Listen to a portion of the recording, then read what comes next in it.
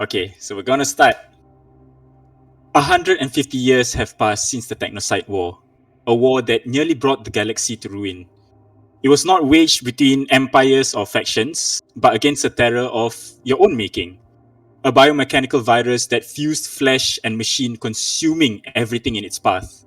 Mobile suits, ships, even entire cities were twisted into grotesque abominations, and those who piloted them were devoured by their own machines. The war was long and brutal and nearly unwinnable.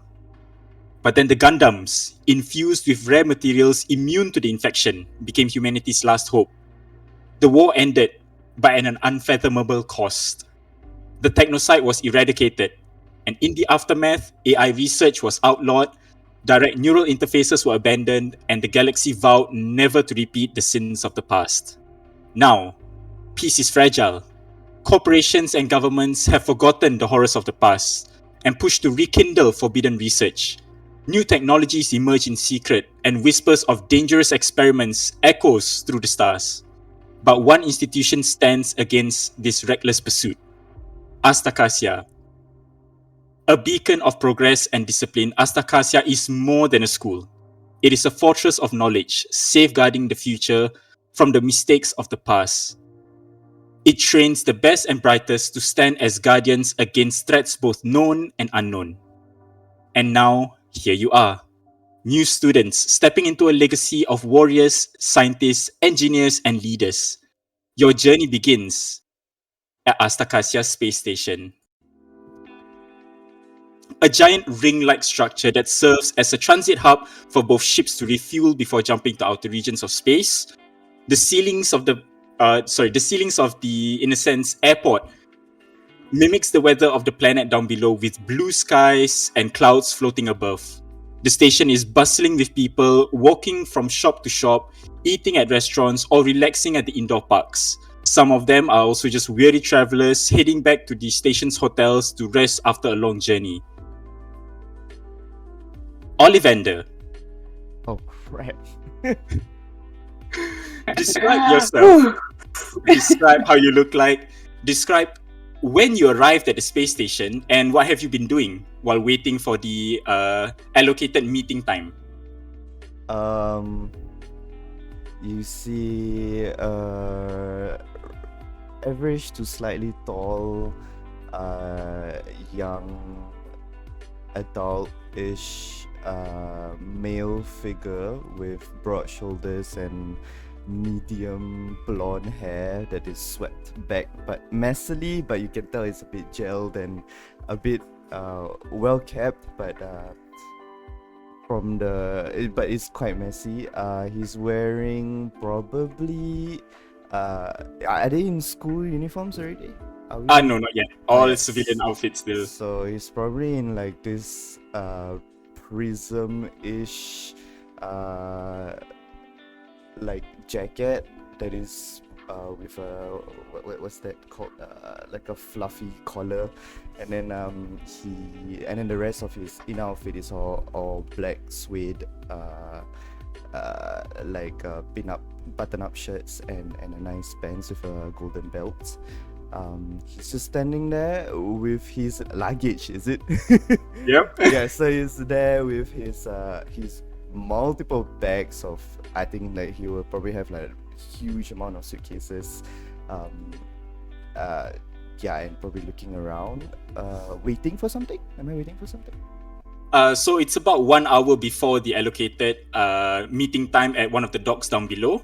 So is there anything that you want to do before then? It's probably too early to do anything right now. Probably gonna look for. Do we have like Probably gonna have to look for some of this galaxy bubble teas that I've heard so much about. I'll probably look around for a beverage store. Yeah. And as he's looking around for G bubble tea, the camera pans over to another character waiting out, for the allotted meeting time, Ophira. So Ophira is at the bubble tea place, sitting down. Yes, and- waiting on it. So what what you guys see, Ophira is she's around 1.62 meters tall. She's slender, like slender build, and then she's wearing platform shoes that makes up to a height of like 1.66 meters. And she's wearing this black pantsuit, and then with like around her, there's this like kimono, this kimono cardigan that is just it's mainly black. As the decals is like glittery black, so it's only at certain light you can see the decals. And then she's wearing like black sunglasses as well. And then she's just using her phone, looking around, and then she's just sipping her bubble tea. And as she's sipping her bubble tea, watching the crowd go in and out of the shop, she sees a golden head, slicked back with gel and prismatic clothes walking in, caught her attention for a bit, but then she just goes back to drinking her G bubble tea. And then the camera shifts then to another character waiting for the allotted waiting time, Mr. John Voltron. Am I in chains? I didn't No, you're not in chains. Okay. You're free to move. Yes. Chains. Get me out. Introduction. Yes, Ed. I'm working at the Galaxy Bubble Tea Shop.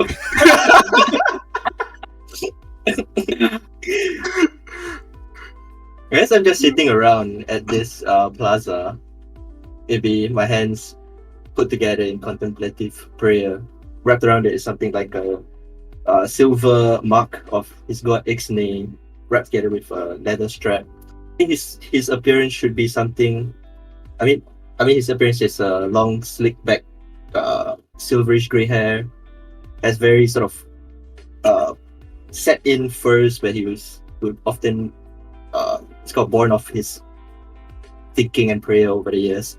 I guess he's wearing whatever the crew gave him, maybe like engineer's overalls or something, name tag ripped off. Doesn't have really anything to his name except that necklace that he has. He's just waiting. So as you mentioned that you were given clothing by the Astakasia staff that quote unquote handled you. Just to check, do you have a Galaxy phone? No, I don't know what's there. So Galaxy phone was provided to you. So it's basically that thing that we use to file the Gundams, that kind of shape. Yeah, so it's long and it's a mechanical device that projects a holographic screen, kind of like a futuristic phone. G phone. G phone. Galaxy phone. You can't use that. Yeah, we can't use that. So it's G phone.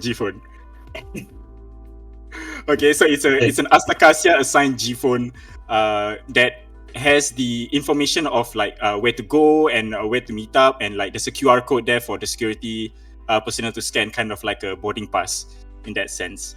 And as the time ticks down, it's about half an hour before the allocated meeting time, and judging by the information that you guys read from the emails that you received, or from the Gmails that you received, Galaxy Mail that you received, it should take you about half an hour to get to the loading docks in which you're supposed to meet up with the rest of your class. So do you guys want to do anything last minute before you head down? Ollie's gonna flip out the G phone and then start looking at social media, looking for what's good for the Galaxy to buy from the Galaxy Body, what's trending, and then he's gonna look around and probably notice what's the name again? Notice Ryan's don't character. know, so I know, it's but what's it? Ophira, right? Excuse me. Do you know what's good to have here? Because I want the most like extravagant thing on the menu. Do you know any? Are you a frequent GT? Excuse me, So sorry for interrupting. Yeah, as I was saying, do you know what's the best drink to have here for Galaxy Bubble Tea? Great question. I don't really know myself. Oh, you're I just took. it's your first time getting GT? It's called GT. That's what the cool kids say. And I showed the phone and then I like look. Oh wow. I guess I might have picked the wrong item then because I actually kind of not impressed with this. What did you get? Then I'll make sure not to get that one. I got I got the matcha. I This got matcha? the matcha bubble tea. Right. And yeah, with oatmeal, you know. But it was You thought oh it by was the way, great? Ophira is the name. Ophira. How about Oh, you? nice to meet you. My name Yeah. is Olivander Crown. And he extends out a He looks hand. familiar. I don't She think shakes her head. Great to meet you. Yeah. So you don't know what flavor to get? Then I'll just No. be over here then. All right. And then she looks like, wait, are you going to are you a new student? Well, why yes, actually I am. Are you a student as well? Yeah. Are you supposed to be by the dog soon? I think we have 25 more minutes. We can honestly Cool. be late. I don't think it matters that much. Well, I'll be leaving first then. I don't like to be late. All right. See ya. See you. And then she stands up. And she just walks away. Ollie's gonna start asking whoever's around there the same few questions Okay. before he make a decision to buy probably like the most colorful looking thing, and then makes his way back to wherever it needs to go. Okay. So as you're asking people around, it's taking up time, and then you finally decide on what to get, and then you get it, and then you start to head over to, in a sense, a central elevator that will bring you down to the next level of docks, which is where you're supposed to be meeting the rest of the class. Ophira, you've already headed there earlier on. You've left early because you didn't like to be late. So at the security counter, they're asking you for your a QR code. They're asking to see the invitation on the email, and they're also taking your facial and retinal scans as well before letting you into the elevator that brings you down to the docks.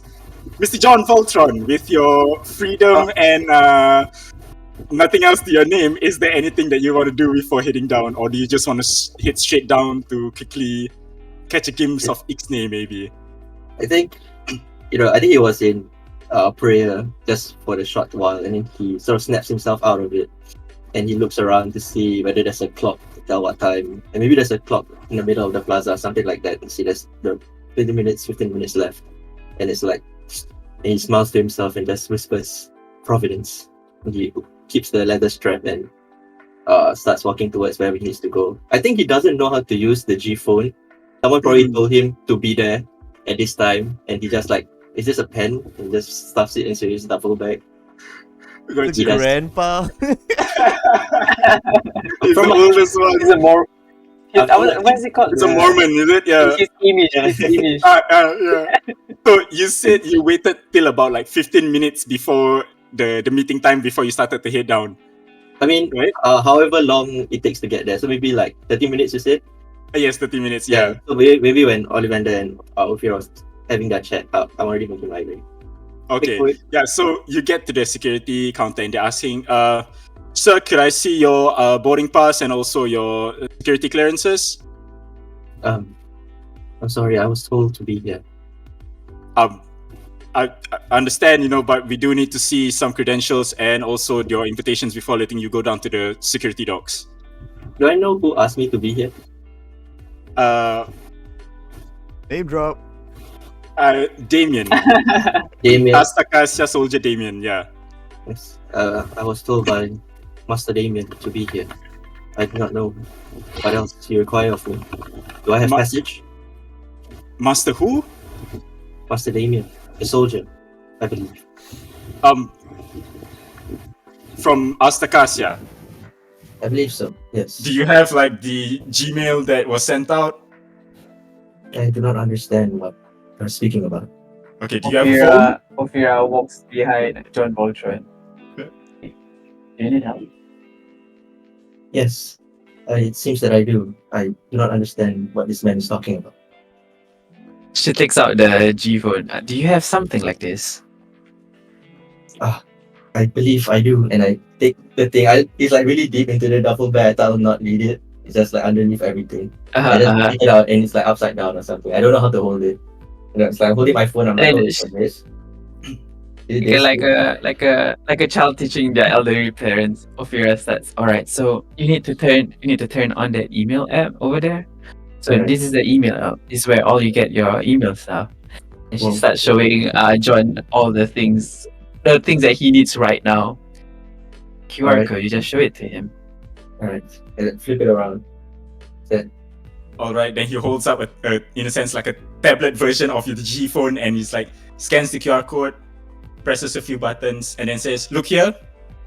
And then he takes a facial scan and moves a little closer for the retina scan. You know where you're going, right? Docs B12. Yes, All right, head on through. Next, thank you. gestures to Ophira. Does the same thing, scans the QR code, holds up the tablet to her face, scans. Ma'am, I need your eyes open for the retinal scan. Got the sunglasses. All right, thank you. You know where you're headed to, B12? Yep. All right, head on through. Also, that guy you helped out, I don't think he knows where actually B12 is. Just help him out. He'll be fine. She walks away. I wait for Ophira to give my thanks. She was walking like away, like just straight ahead. And she looks at you, nods her head. Seems our meeting is They continue. confidential. Too bad, my cannon. Raif's frozen. You just walk away, just nod and walk away. Oh, you not then after that you say something. She takes out her earpiece. Sorry, what did you say?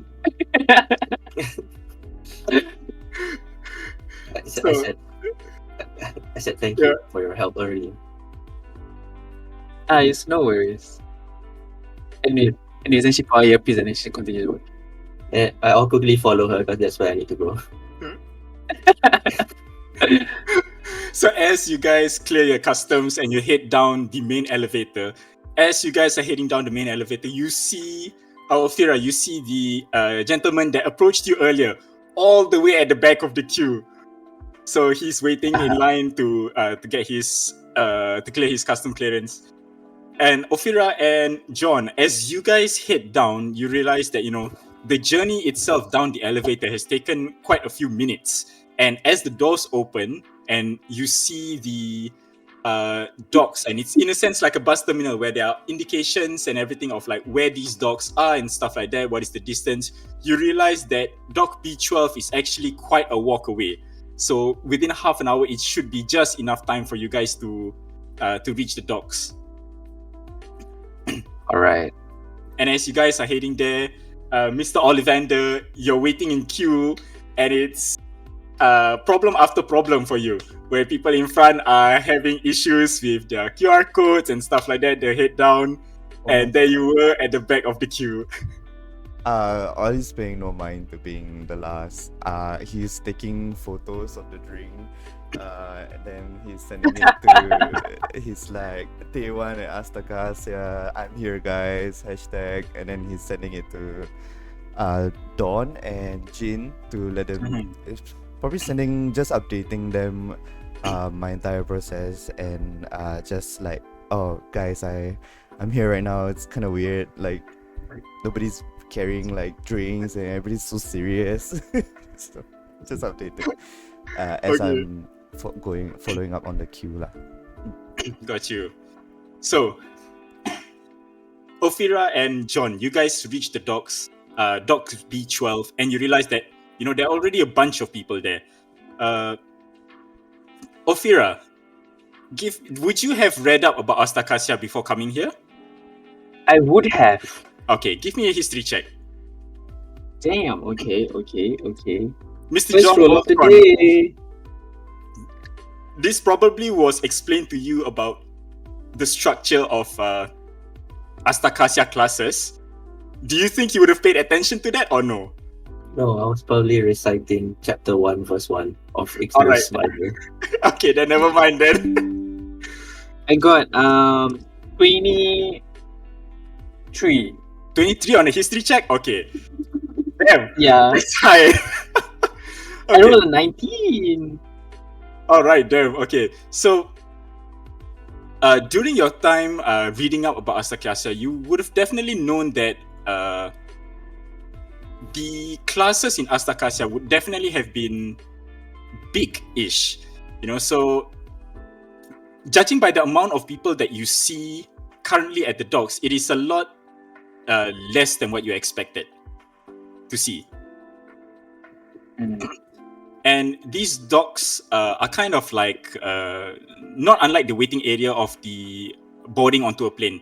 There are glass windows that look out into the dock itself. There are sitting areas, and everyone is just milling around. Some of them are already talking to each other. Some of them are just sitting down, just minding their own business, waiting for the allocated time, which is like you guys arrive almost just in time, so it's about 2 minutes away. John, you're seeing all this for the first time. I'm not sure how much experience you have with docks and stuff. Like, you can see a huge ship through the window that is like bigger than almost anything that you've ever seen down on Earth, vehicle down on Earth. I clutch my necklace and believe that Ixnay will pull me through.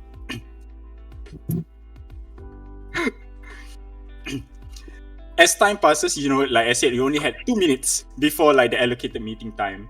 And exactly after 2 minutes, you see someone walking from the ship towards the docks. So the docks and the ships are connected via a kind of like gangway that is sheltered and like probably air conditioned. And as he gets through the doors, you see that he's green haired, a little disheveled, wearing a professor's like coat, has a dark green shirt, round spectacles with a coffee in hand. And he walks in with 2 assistant robots, like floating robots behind him. One of them holding a box, the other one just floating around with, you see, like what seems to be a spray hand and also a hand for injections.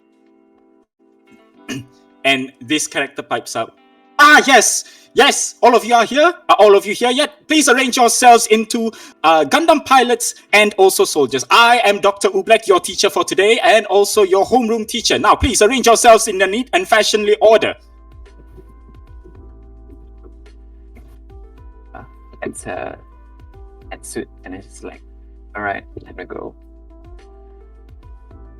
Dude, I love what you're doing with your screen, dude. Is everybody here already? Everyone's there except you. Oh, what the? Okay. Like, Mr. John Voltron, anything like, do you get up and move?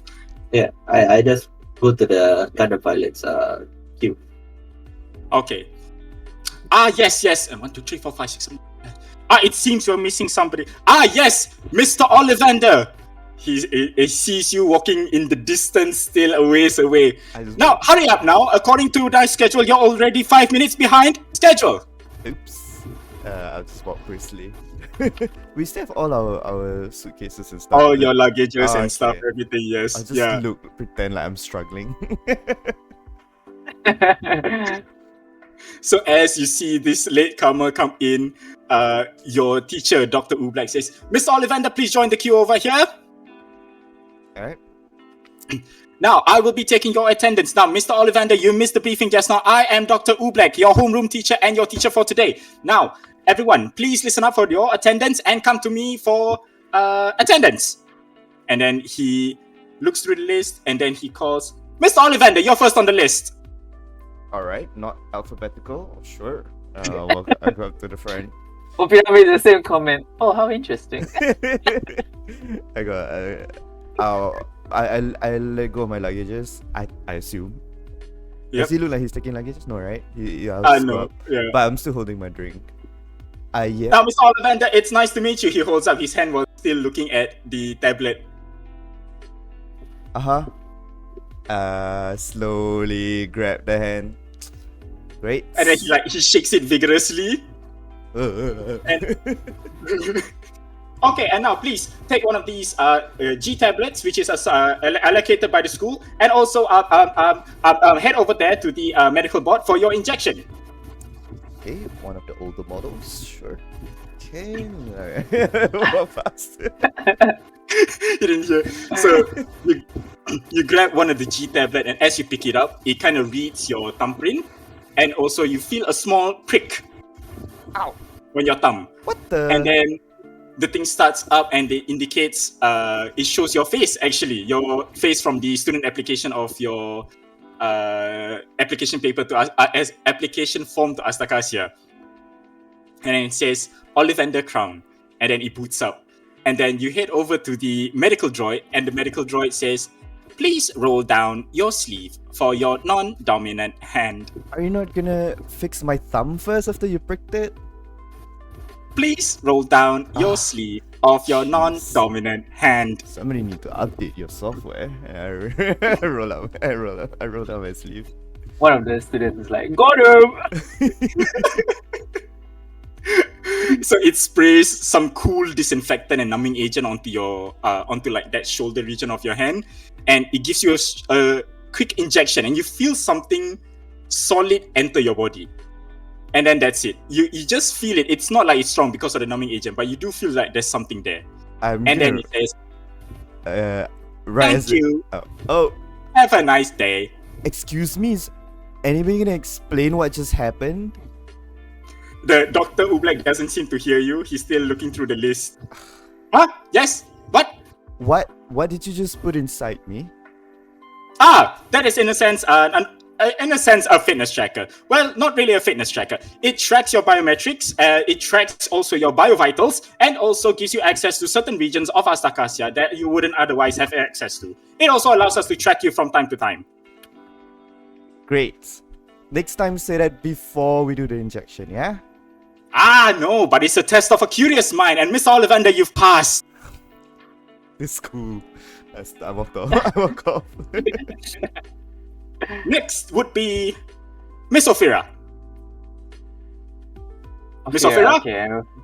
Ophira takes out, like, she has a big luggage with her, and then she just like walks towards the front. And then when she walks in front of the Dr. Oobleck, right?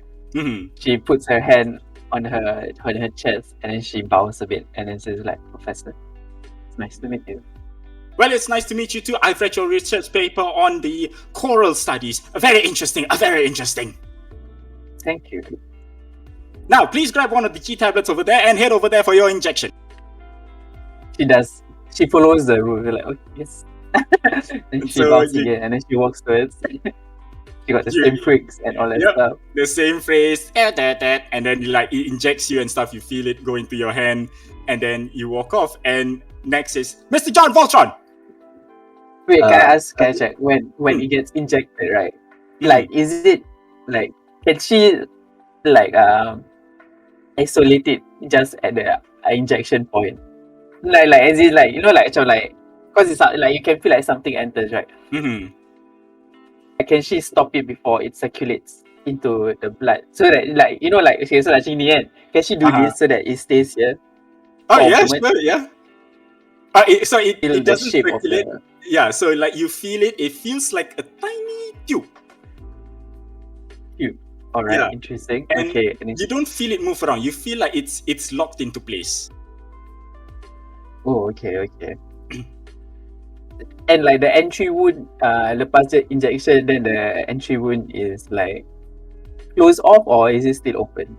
It's actually like it's tiny, and because of the spraying agent that he sprayed, it kind of acts as a coagulant as well as a numbing agent. So it immediately just like clots. Got you. All right. She nods and then she goes back to the queue. Mr. John Voltron. I think I'll clock what Olivander did. I just whisper a smart under my breath, "My lord, will this be a hindrance to the grand design?" And I wait for an answer. As of this moment, you don't feel that presence in your head. ever since they took the Gundam away, that presence has getting weaker until you kind of feel like it's there at the back of your mind, but it's like almost asleep.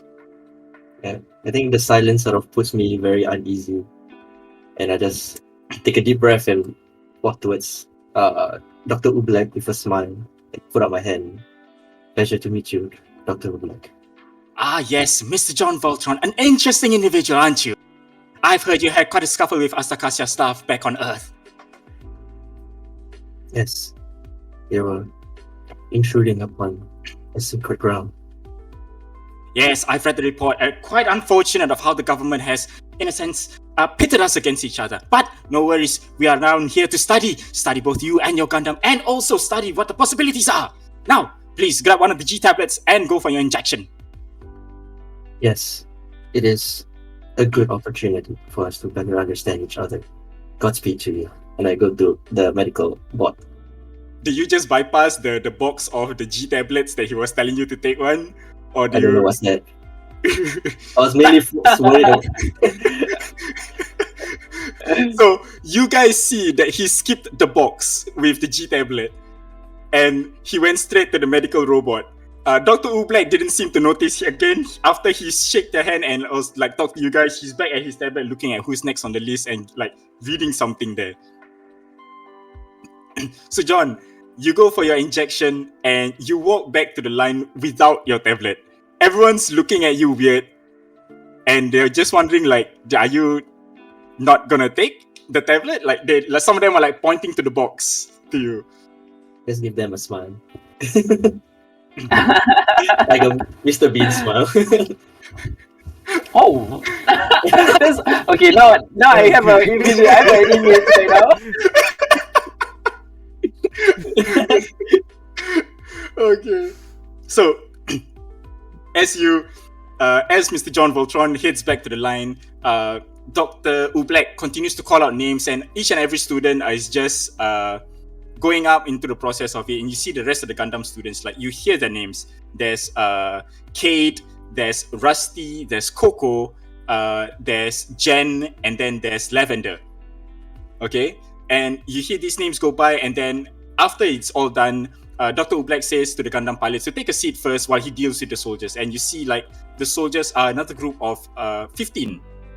So you have to wait for another 15 people for Dr. Oobleck to mark attendance and everything, and once he's done, he perks up and says, yes, students, we are done, and now we can head over to where we need to head. Now, we'll be going onto the ship, so please bring your luggage with you as we are going to our final destination for this stop. Now, please, follow me, students. And then he keys in a set into the number pad, and the doors open up, and you guys are able to walk and follow Dr. Oobleck through the gangway onto the ship. Let me change Wait, how many of the Gundam pilots are there? So total with you guys included, there are 8 Gundam pilots. So there are another 5 Gundam pilots with you guys walking. Got you. All right. Everyone has their own luggage and everything. So do the soldiers. But Ophira and Olivander, I need you to roll a history check also. Whoa, first roll.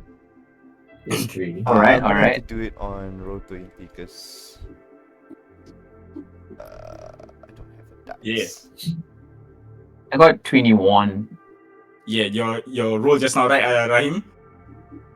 This is a new roll. Oh, sorry, this still using that old roll. I forgot something, so we're just rolling with it. Okay. The old roll was 23. 23, all right. R/R space / roll, then 1d20 space 1d20. 10 plus. What was it? History? Yeah. Don't think I have 10 plus 12. 12. Okay, so you kind of don't fully remember the class structure. You realize that there should be more people here, but you don't realize how much more. Like, you don't remember how much more people should be here right now.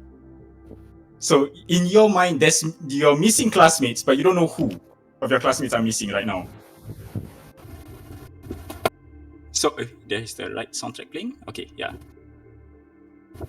So as you head through the doors that lead into the ship, you're hit with the cold air conditioning of the ship that seems to have been running for quite some time. Ophira, with your role previously, you realized that only the Gundam pilots and the soldiers were present at the waiting docks just now. You are currently missing your engineers and also your CIC classmates. So you've not seen them at all throughout the interaction just now.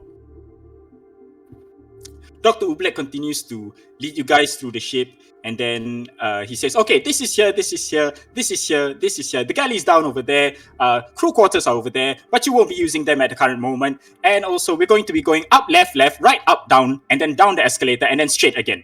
Okay, now please follow me, everyone. It's easy to get lost on the ship, but I've already uploaded a layer of the ship to your G-tablets, which Mr. John Voltron does not have. I don't mind. I don't know what it is. So as he's going all the directions that he said, he finally reaches one of the doors and stops there. He turns abruptly to you guys and says, yes, we've reached a pivotal point, a pivotal place. Now, Gundam pilots, where are you? Raise your hands. There should be 8 of you. Raise your hands. I raised up my hand. Yes, Gundam pilots. It is a very interesting moment for you.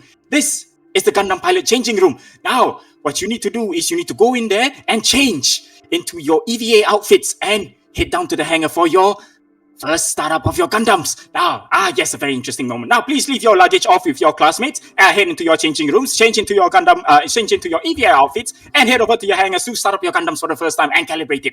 Now, please, let us move, class. Okay.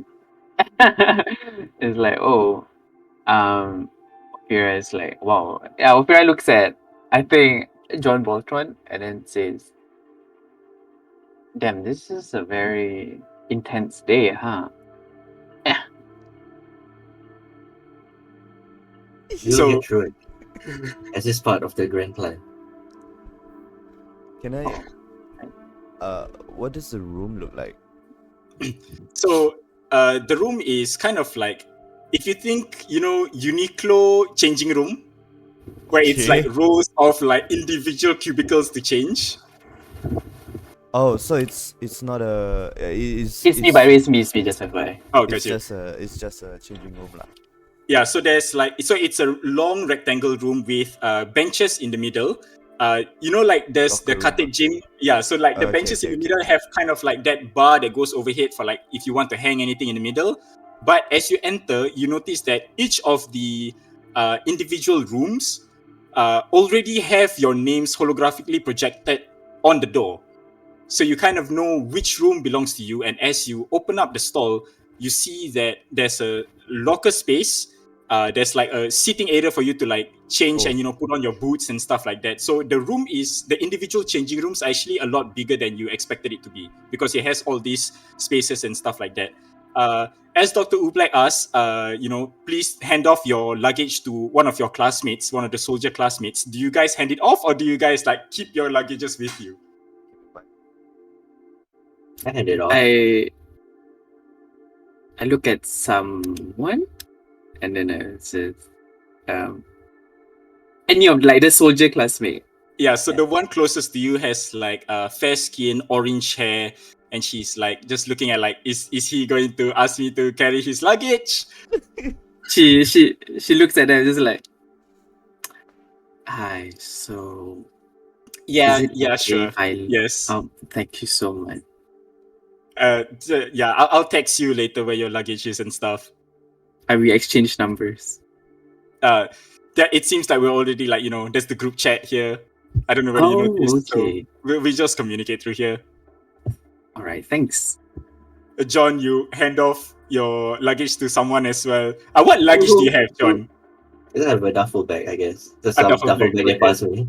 Okay. Yeah. Who's the guy or girl that I passed it to? So you see that he's bald. He's a little. You look at him and you see that he's a little younger than you, and his like face is a little battle worn, and there are like a bit of scars here and there. He looks at you. He goes, "You need someone to carry your bag." I believe you're tasked with such an obligation. I give it to him and say my possessions are in your care. All right, I'll text you like what you were saying. I'll text you when we settle down. Very good. Godspeed. So, as you guys walk into the locker, you guys notice that Olivander again is like the only one with all his luggage currently with him. So, do each of you find like, do you guys want to socialize or do you guys want to straight away just go into your changing rooms? I want to just go into my changing room. Same. Okay, so Mr. John Voltron. And then I'll take a look around. Is everybody nervous? Everybody like doesn't know what's going on. So a few of the Gundam pilots, you see there are two of the ladies, which is, you remember their names as Lavender and Lavender and Jen. They are already talking to each other, and their changing rooms are side by side. So they kind of like talk to each other as they head into their changing room. One of the other pilots, you remember him as Rusty, who has like puppy dog eyes and like slightly like longish hair. He's like looking around for his locker, and then once he finally spots it, he comes like shimmies over to it, and the rest are already in their changing room as well changing. I see. If that's the case, then I'll go inside my own changing room and figure out how to put on an EVA suit. So as each of I feel like there should be a role for this. Oh, yeah. I know how to wear clothes. Give me everyone. What would this fall under? Is it echoing? Rahim, I think your second Yeah. one is echoing. Same. Another laptop. Is it? I was using my tablet because it's just the only one that has a working camera. But no, it should be fine. Acrobatics.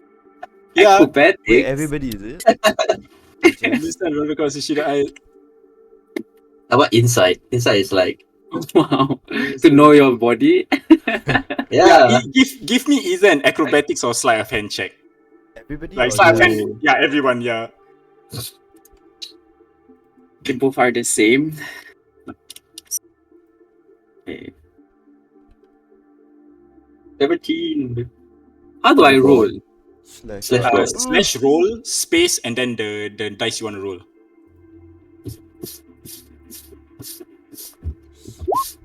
Six. 17 for me. 13. 13. Okay. Adri? 17. 17. Country bumpkin.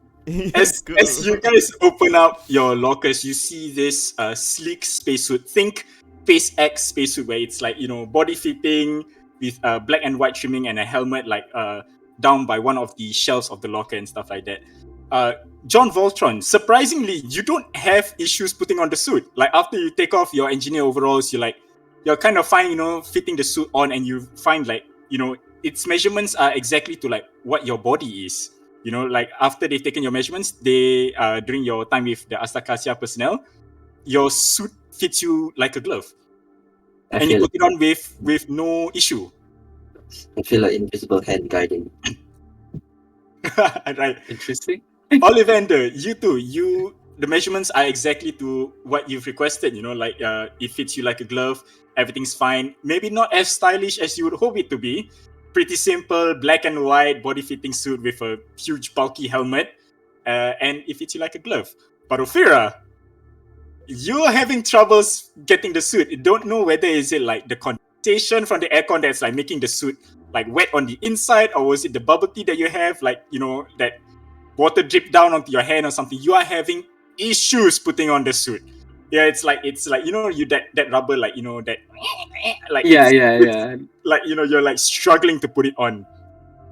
And as you guys Olivander and John, as you're done and you head out of your changing rooms, you kind of hear the struggle of one of your classmates with their changing.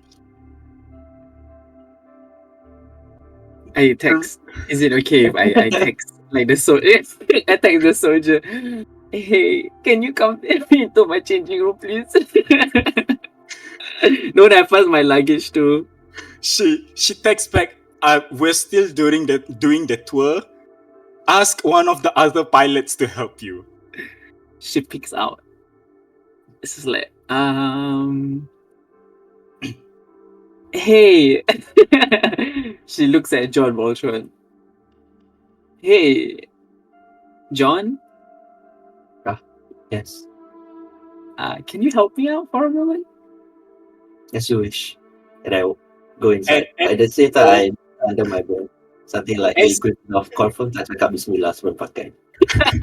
So as you're walking to the door, you see one of the girls. You remember her as Coco.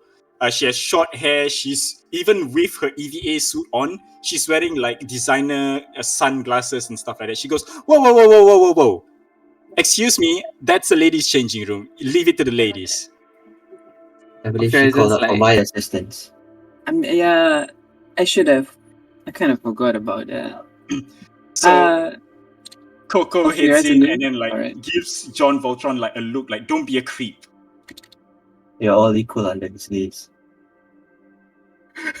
Olivander, you're just One-liners, watching man. this. You're just watching this happen.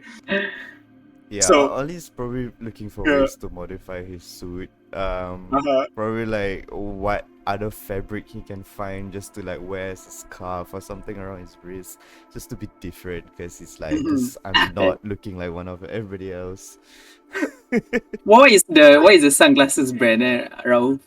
Pure. Gidio. Gidio. Ophira acknowledges, Gidio. and it's just like, oh, I have the same pair. Oh, you do? I see. Yeah, you have good taste, Yeah. huh? Of course, I'm Coco, the designer, of course. Oh, nice to meet you. Ophira is a name. Yeah, nice to meet you too. Now, let's get you suited up. What Yes, seems to be the please. issue here? I don't know. It's a bit. It clings onto my skin too much that I can't roll it up. Are you like sweating? Are you nervous or something? Like, No, I'm totally fine. I Wait, think is- it's the matcha that a that lie? I drank. Yeah, it is. deception check.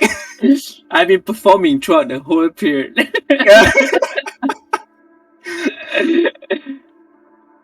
Okay, let me roll.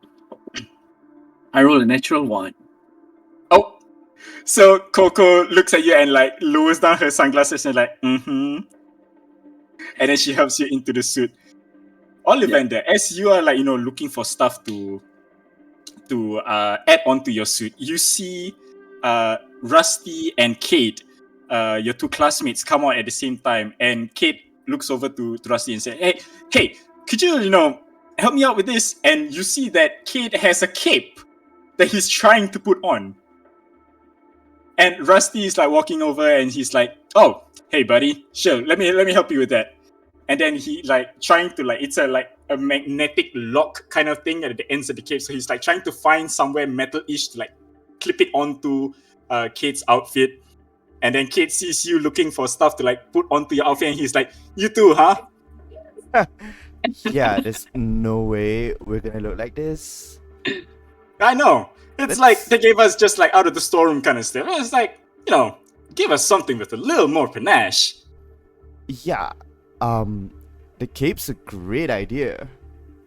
I know, right? But trust me, when we're getting into the cockpit, this thing does like, choke me as I'm sitting down and stuff. So I just gotta make sure that, you pull it off to the side a bit. Right. I mean, if it's magnetic, I'm sure you can do some modifications and stuff. I did ask for that in the cockpit, like just somewhere to just, like plop it off and like magnetize it somewhere else. I'm hoping they follow the designs for it. I'm gonna have to think of some ideas then. Yeah, hey, that's what the engineers are for, right? You're right.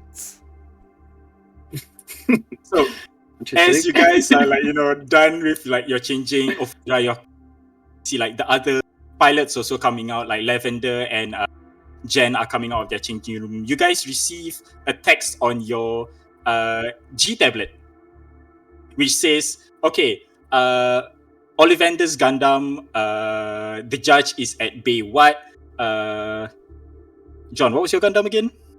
Ixnay. Gundam Ixnay. Gundam Ixnay is at which bay? Ixnay, you're at bay number 1. The Judge, you're at bay number 2. Omniscient, you're at bay number 3. All right. And then it lists off the rest of the Gundam. Wait. The other Gundam names, are they as cringy as all of us? So let me go open up that page because I don't fully remember the names. My name isn't cringy. I get it. Okay. Alright, so you see that Rusty's Gundam, his name is Steel Haze. Kate's Gundam is named Gigi. Coco's Gundam is Gyanduga. Okay. Jen's Gundam is Nikos. And Lavender's Gundam is Arkveld. Arkveld. Yeah. Yes, Adri, Arkveld.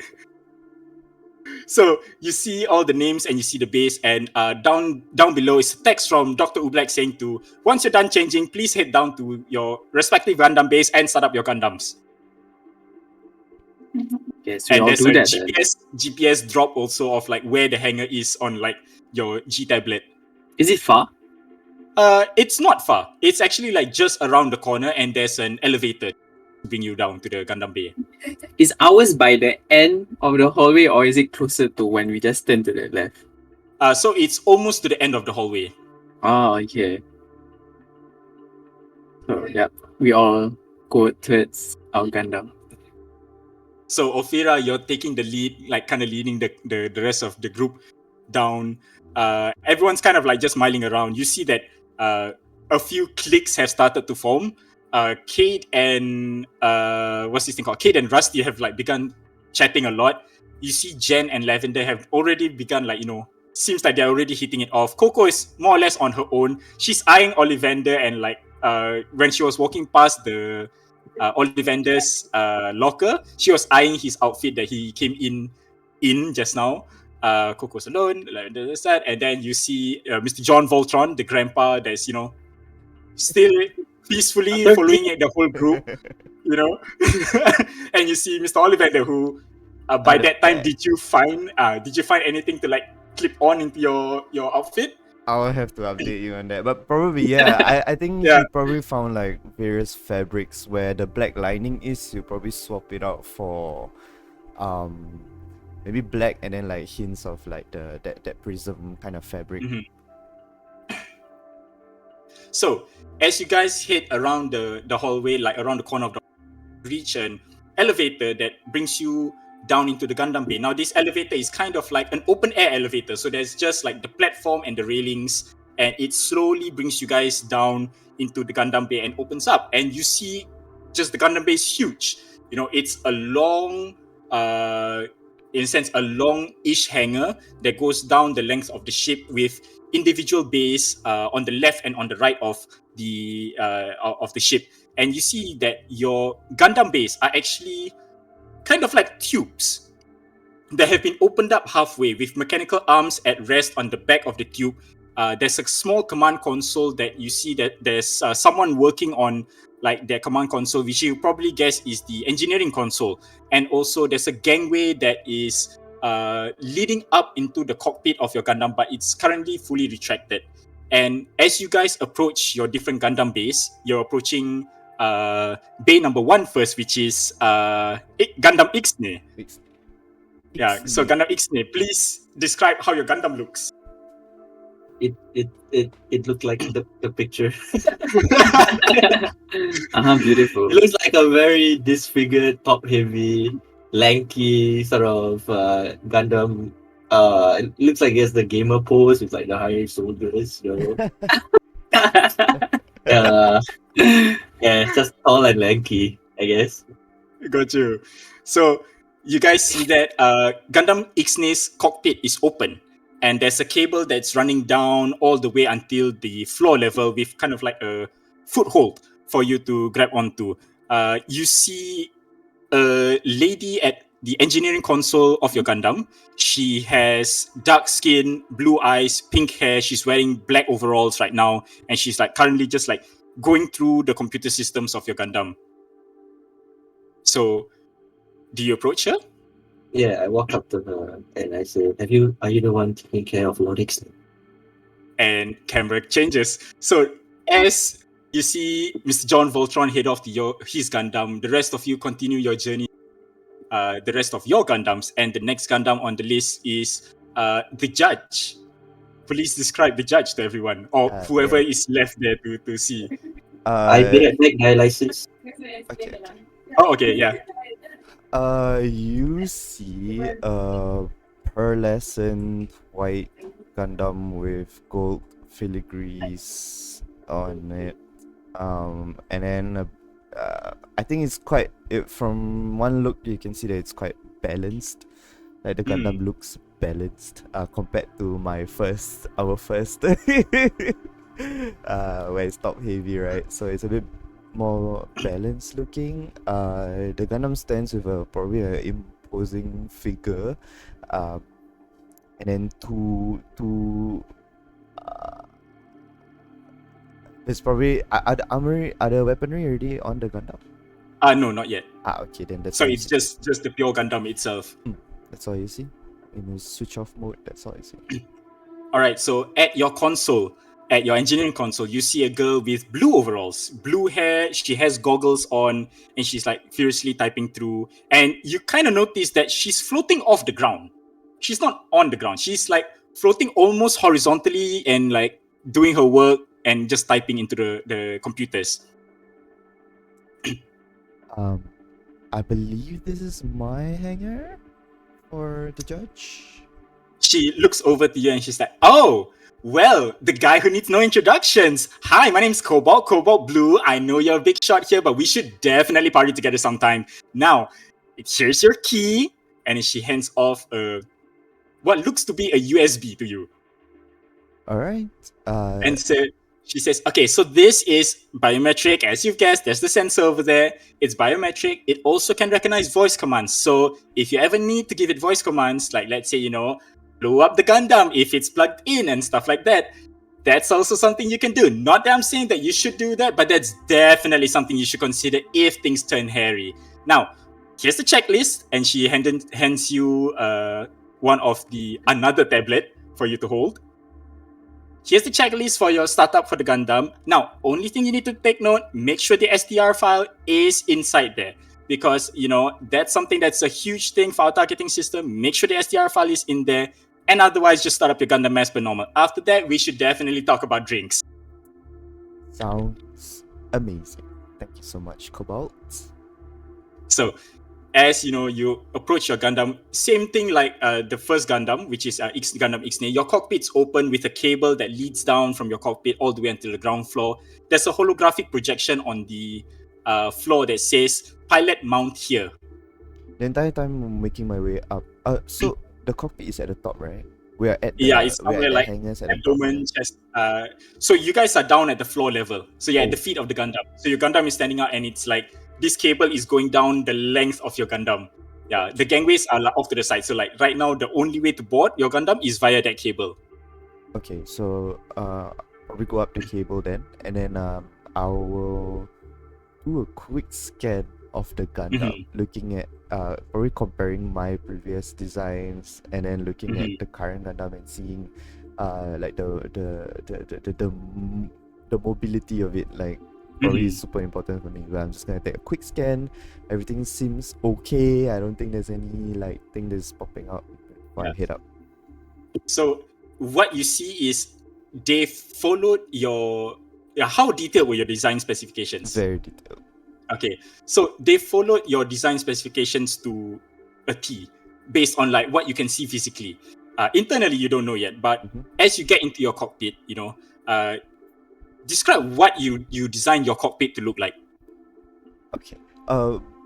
Since who else is in the area? It's just us Gundam pilots and your engineers. Yes. Engineer only, right? No teachers whatsoever. Yes. Okay. Yeah. He's gonna take out like this ball thingy from his pocket and then press a button, and then it's gonna and then opens up like this ears flop out, and then it start to hover in front of him, and then there's a camera start to focus, and then he'll start to start talking to it like, "Welcome back, kings and queens, to Crown's Playground. As you guys can see, for the first time, the Gundam's design is brought to life, and then the little things start to go circle around the Gundam to take a aerial shot Mhm. as he goes up the cable and stalking voiceover the video. Yeah. As he enters the cockpit, I think it is almost devoid of any wirings. Like, you don't see any wires coming from the cockpit. It's all cockpit. covered sleek designs of this pearlescent marble, like very comfortable looking, but also a bit too posh lah, a bit too much, one would say. And then a bit of gold filigrees at the trimmings of the area. Weirdly enough, it looks very simple, very simple. Like, you don't see much buttons, you don't see much of these things. Yeah. Got you. Okay. Give me a roll. Give me computer use and an engineering roll. 2 rolls. Yeah. Okay.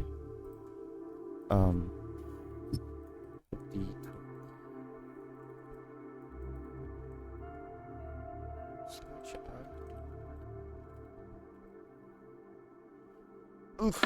Okay, what was the first thing you said? Computer use, eh? Computer use and engineering.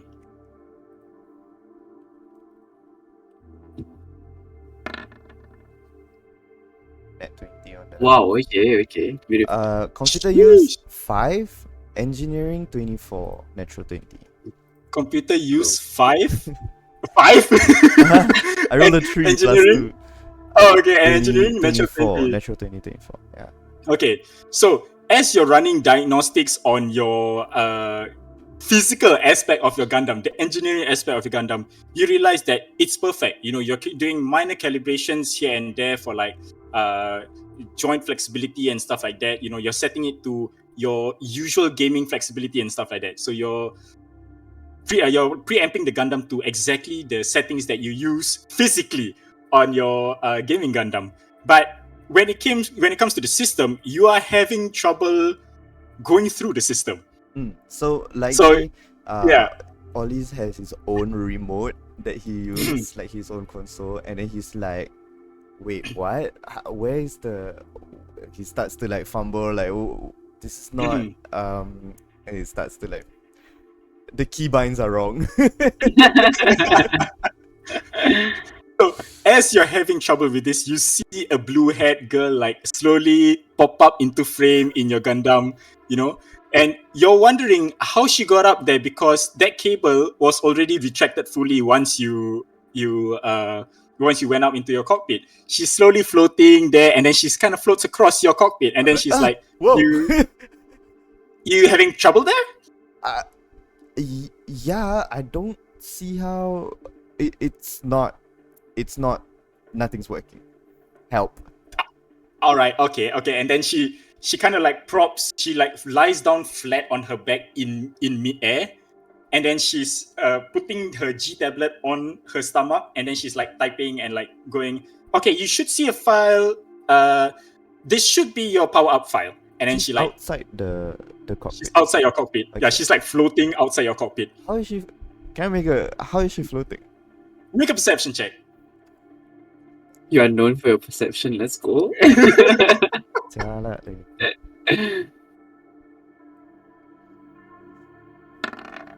Dude, the roll 20 is being mean, man. 9 minus 1. 8. All right. So as you're looking at her outfit and like, is she like wearing like anything that's out of the ordinary? You don't notice anything that's like causing her to like float like this. I'm gonna ask, like, Cobalt, how are you doing that? Are you just floating? Floating? Oh, that's super easy, and it's like you should definitely try time. Basically what it is I designed my own grav boots, which is like, you know, you see at the back here, but also my jacket has also mag, like, you know, levitation devices and stuff for me to go like vertical, horizontal, or any other direction I want. You know, you should definitely try it together sometime with me. It's super fun, but it does get super dangerous and scary if you do have a fear of heights. You know what? Maybe we should talk. Oh, definitely. We should, like, you know, talk. We should party. We should definitely grab some drink together. And I'm not saying that we should room together. I'm probably rooming together with the other engineers already in the domes. But, you know, definitely hang out together sometime in class. Yeah. And then she's all like that, yeah. typing, and then you should see this file pop up on your screen right now. Yeah, you just make sure you check that and like everything's up and running. Okay, I'll do all the checks. So and as you're doing the checks, you hear your Gundam hum to life as the power cycle starts to start up and everything, and you see the screens and your monitors like fully brighten up. Like at first it was running on auxiliary power, but now that you have it fully powered up, it's like bright and like lights everywhere. Like it's a bright cockpit. So as she's running through all the checks with you, and then you see the STR file that she's talking about. Do you open the file or do you just leave it? Okay, so you open the file, and then she's like, okay, so that's the STR file I told you to check. Just make sure that it's the settings for it is enabled and everything, and you should be good to go. Yep, I'll change. I'll probably check all the setting stuff.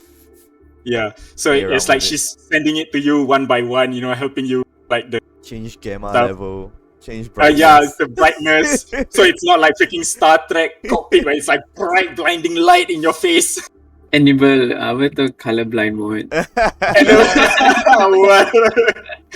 on Yeah. RGB. Yeah, RGB on the LGBTQ lights and everything. Little shit, So- but yeah. Yeah, you do that, and as Olivander's doing all this, rewind back a couple of minutes ago, the rest of the class is still walking towards their Gundam base, and we pass Ophira's Gundam bay. Describe your Gundam to everyone. So All that is Ophira's there. Ophira's mind, the Gundam looks entirely different. And then she sees this and she's like, you can hear her like say quite loudly, like not shouting, but like, wow. Oh. And she composes her, then she realized that she just said that, and like, oh, beautiful. And then the way it looks is like the legs are like the thigh area is like bulkier, and then you see like the foot. The leg itself looks like rabbit legs, and then she's just like, oh, it can stand on itself. It's not supposed to be doing that. And then like the body itself is like more of the arm, like it's top. What Olivander says is like more top heavy. It's just like the most of the weight is centered around like the main cockpit, and then the arms itself is very lengthy. But then she also notices that, oh, okay, at least the arms is what she envisions it. But then there's also like the cerebral, like the spine portion. But the spine portion it looks different than what she envisions, and she's like, okay, and then she's like, oh. She's trying to find trying to find the engineer. So your engineer is standing like right there, like she's not even at the computer. She's standing between the legs of the Gundam, looking up at it. You see her with dark skin, purple hair. She's got purple eyes and stuff. A smaller frame. She's wearing like a yellow overall jacket and yellow coverall. Yeah. So she's just standing there, staring at it. Hey, hi, I'm Ophira. This is my She holds Gundam. up a hand. Oh my god. That's like the ugliest Gundam I've ever seen.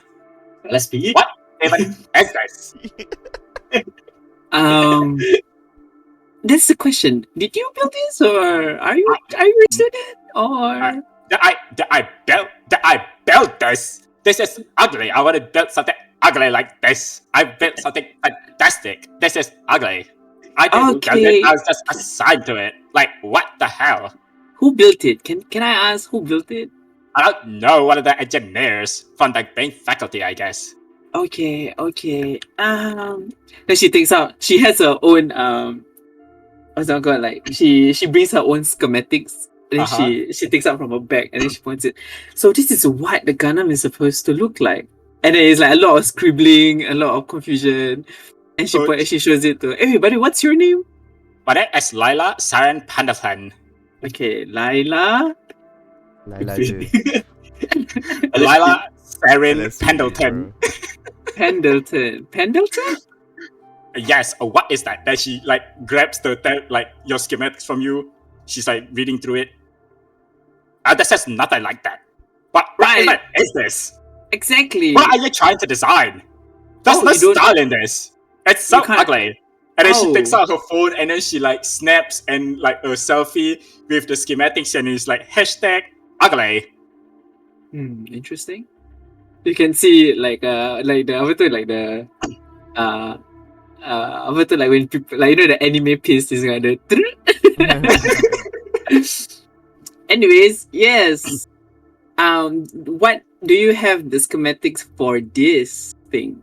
I have it. Obviously, I'm your engineer. Duh. Okay, that means head we'll be up there working and do your together startup. then. I know. Duh. Head up and do your startup. Do you have the blueprint for this? I need to see what I'm dealing with. The checklist and blueprints are already in your Gundam. I put the tablet in like a while ago trying to figure out what this is. And what have you figured out? Absolutely nothing. It's Okay. frustrating. Okay. Let me try to figure it out too.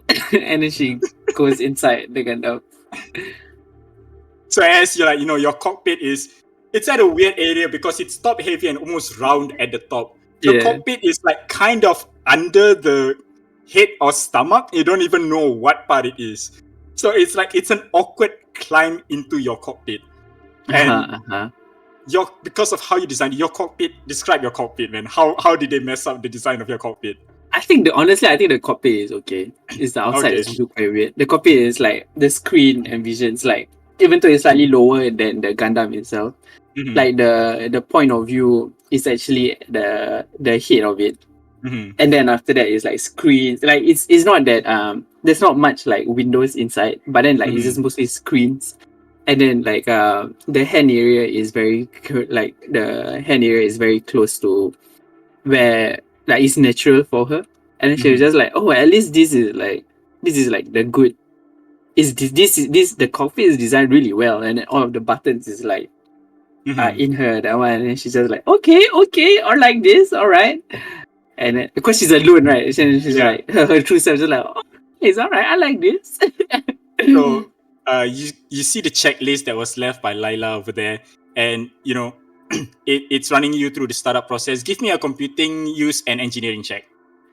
Okay, computer use.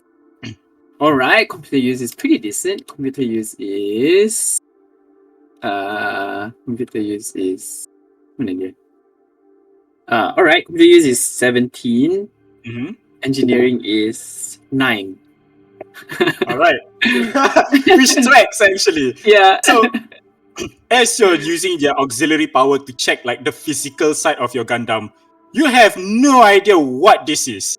Yeah. Or like they really messed it up so badly that even you don't understand what this is. You're trying to make like calibrations here and there physically, but it's just not computing for you.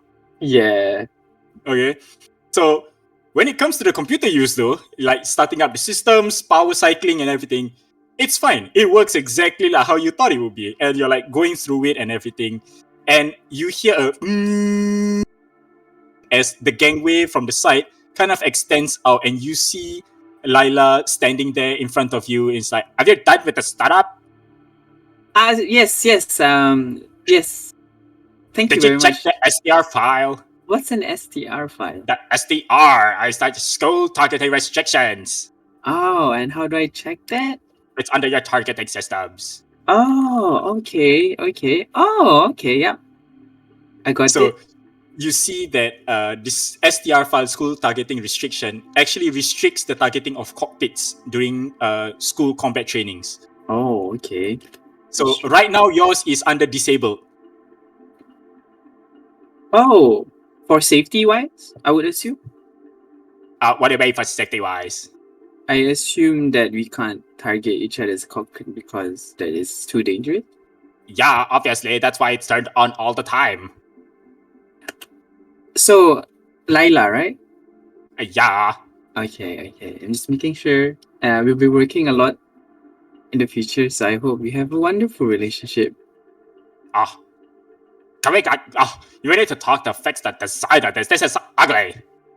And she like storms off. Like she's like genuinely pissed that this is the design of the Gundam she's working on.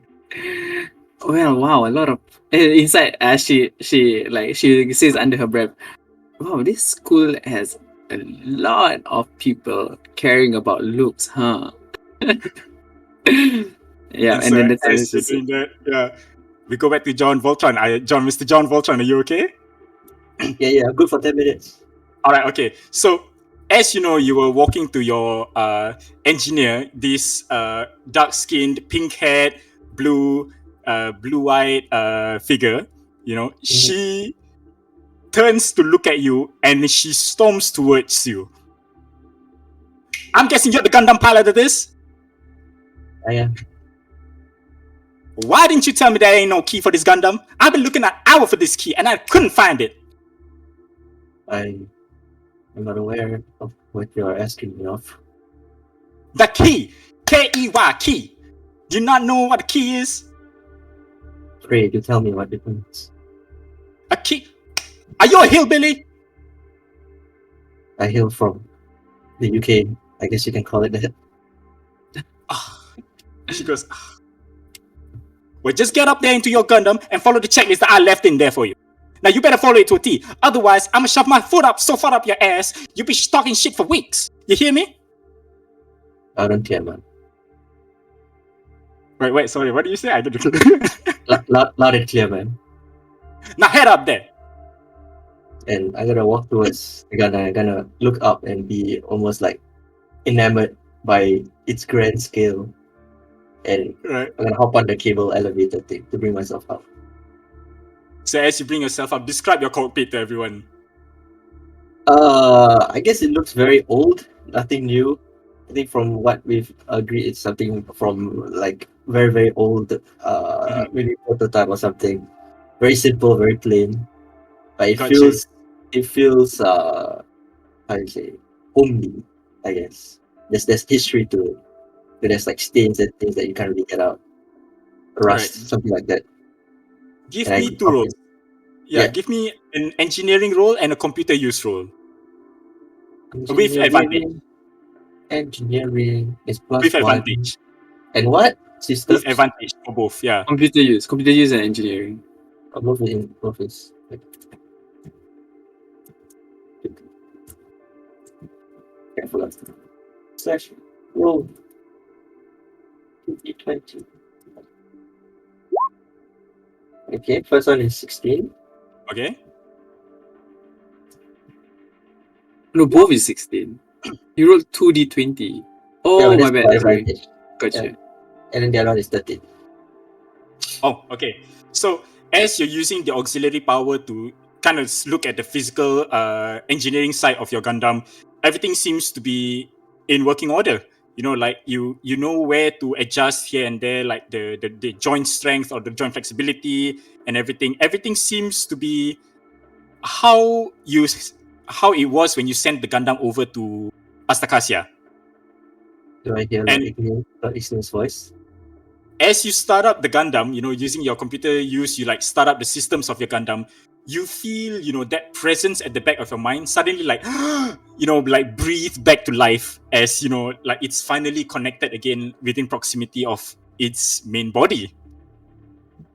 I try to talk to it and say, I'm humbled to be in your presence, my lord. You don't feel anything. You just feel that this presence is like still kind of like starting up. Like it just woke up from like a long slumber like that, and it's like still groggy, trying to get its bearings around. Can I tell if Ixnay is hurt or did any of the like maintenance things did any harm to Ixnay? Roll perception with advantage. Perception.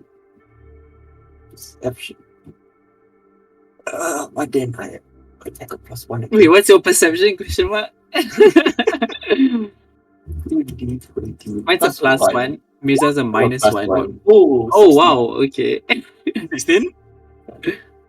Okay, so with that, you don't feel that anything is wrong, but you do get a sense that as the presence in your mind connected to like the rest of the Gundam, there have been attempts to like kind of tamper with it here and there, but the attempts weren't successful.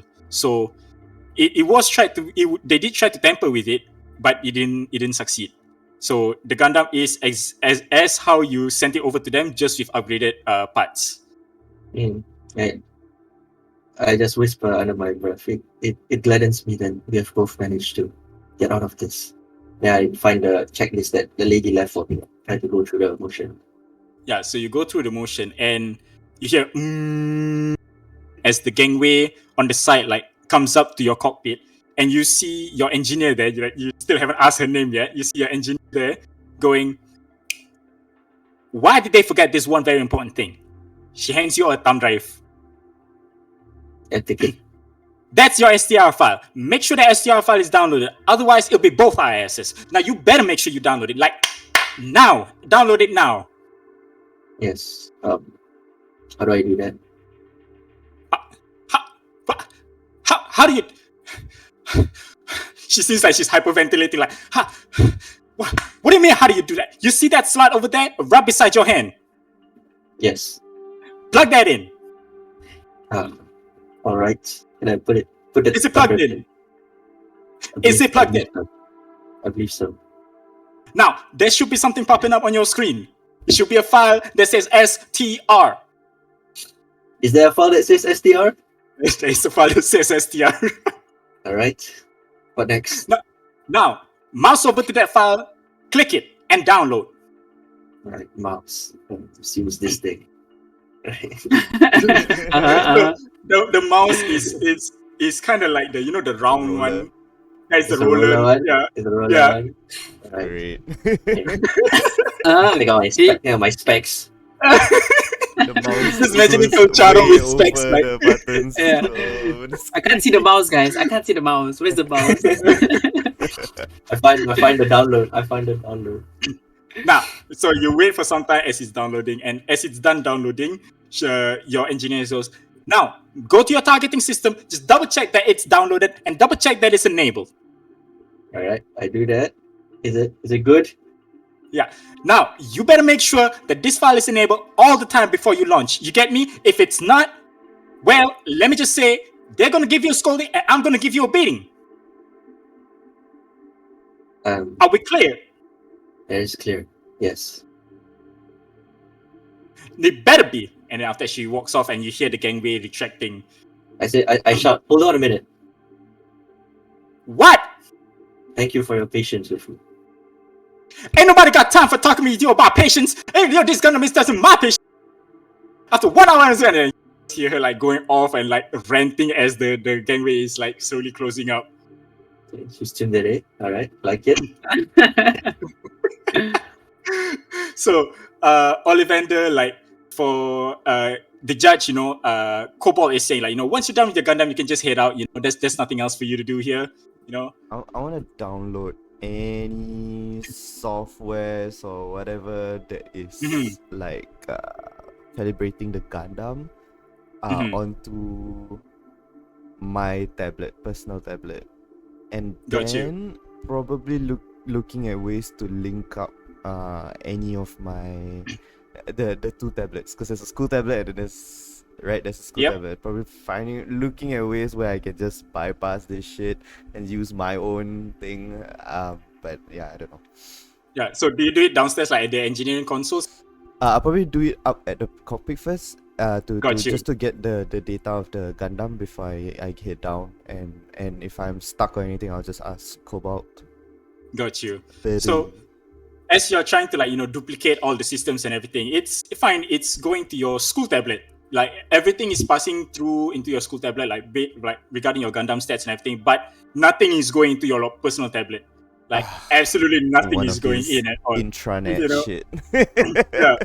And Ophira, you and John actually get a text on your school tablet from the group chat saying that it's from the lady that you handed your bags off to. Yeah. She's saying, we're at the canteen. Come find us when you're done. Are Or we done? don't.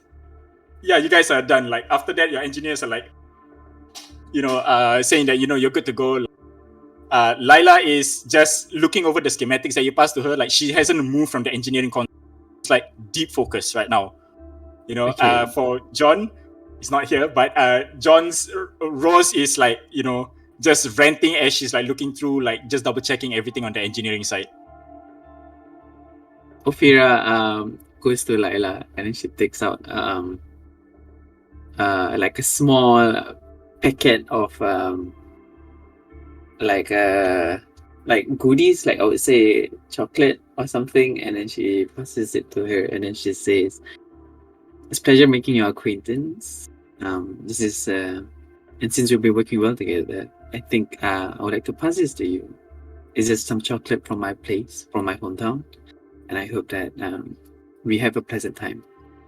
Thank you, by the way, for everything. Chocolate? Yeah. I mean, thank you. Whatever. You know, I kind of like you. It's a lie, by the way. Totally fine. Alright. So like as you're down there, you see Olivander is there. He's like done downloading his stuff. Olivander, you see Ophira's Gundam as well. You know, like you're seeing it like properly now. Ophira sees Olivander, and then for a moment she kind of forgot his name. It was like, "Hey, Blondie." Sorry, what's her name again? Sorry, I'm flustered right now. Right. We met at G Bubble Tea, yeah? It's Olivander. Okay. Yes. Then she brings you to where Lila is. She's looking at schematics. Can you understand these schematics? I take a look at it. Can he understand? No. Does it Make an any investigation sense? check, man. Investigation. Investigate that schematic. 19. 19. Got you. So you kind of understand what's going on in the schematic. You can see where they got confused, where they just didn't understand any of it. Because like you've done like, you know, work on schematics before and stuff like, and your own Gundam is very detailed in the schematics. You know what Ophira was asking for, but you can see where all the steps went wrong, like here and there. Like people just didn't understand what she was asking. But it's so complex that it's almost like, you know, you've never seen a Gundam of this design before. Ollie's probably like, he probably looks at it at first and be like, what the? And then like looks closer and then starts reading one by one the different notes that you have scribbled and then be like, oh, wow, interesting. You came up with this? Yeah. I think I see the vision. That part's completely not even in there. Oh, it's my first time designing, so I guess I just need a lot of pointers. Your first time? This is pretty crazy for a first time. Yeah, neural integrating system. That's the one that I've been I focusing see on. that. That's impressive. We should talk more. Oh, okay. You see John Voltron also over there, like in front of his Gundam. Like you've seen how odd his Gundam looks also as well. So Ophira's gone. I will the floating device that's been recording is kind of just following me. It's like automatic, like takes shots and stuff. So as we're having a conversation, I'll probably like turn to the camera once in a while, say, this here is Cobalt. Cobalt, say hi. And then yeah, so she's gonna be my engineer for I think the rest of the year. I'm not too sure. Probably, hopefully. Yeah, and look guys, she floats. Woo! And John, you're just seeing this scene from the side, like yeah,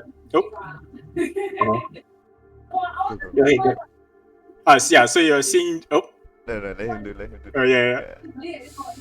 So we'll continue with your interaction then with Kobo. So he's probably Hopefully, recording. maybe. Yeah, recording, and then he'll probably turn the camera over to. I mean, Ophira's not here, but I'll do the same things lah, and then have this conversation. Yeah. I want to.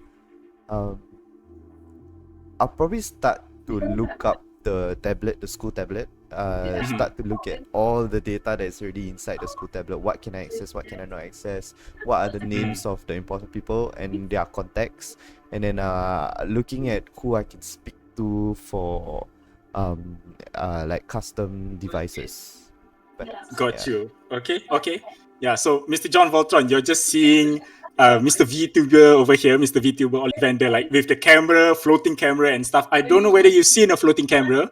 That's what it is, a floating camera like floating around him. He's talking to it, and he's like pointing it to like the rest of the classmates, engineers, and stuff. So you're seeing this. I'm not sure if it's for the first time, It is for the first time. I don't interact with her. right? Are you walking up? So you- Is he coming up towards us? Are you walking up Are you, towards Mr. John Olivander? Are you curious enough? John Voltron? John Olivander. It's our love child. But so I was doing diagnostics on my Gundam. Yeah, then after I that you're got out. done. Yeah, then after that you're like now on the ground level. What are people doing on the ground level? So Olivander's done. Ophira's done with their Gundam diagnostics. Sorry, you got cut off. They're just socializing? They're just socializing. Yeah, they're just done with their. You received actually a text from the same girl that took Ophira's bag. Also sent you a text saying, "Hey, we're in the canteen. Your bags are here. Come see us after you're done, or don't?" Question mark.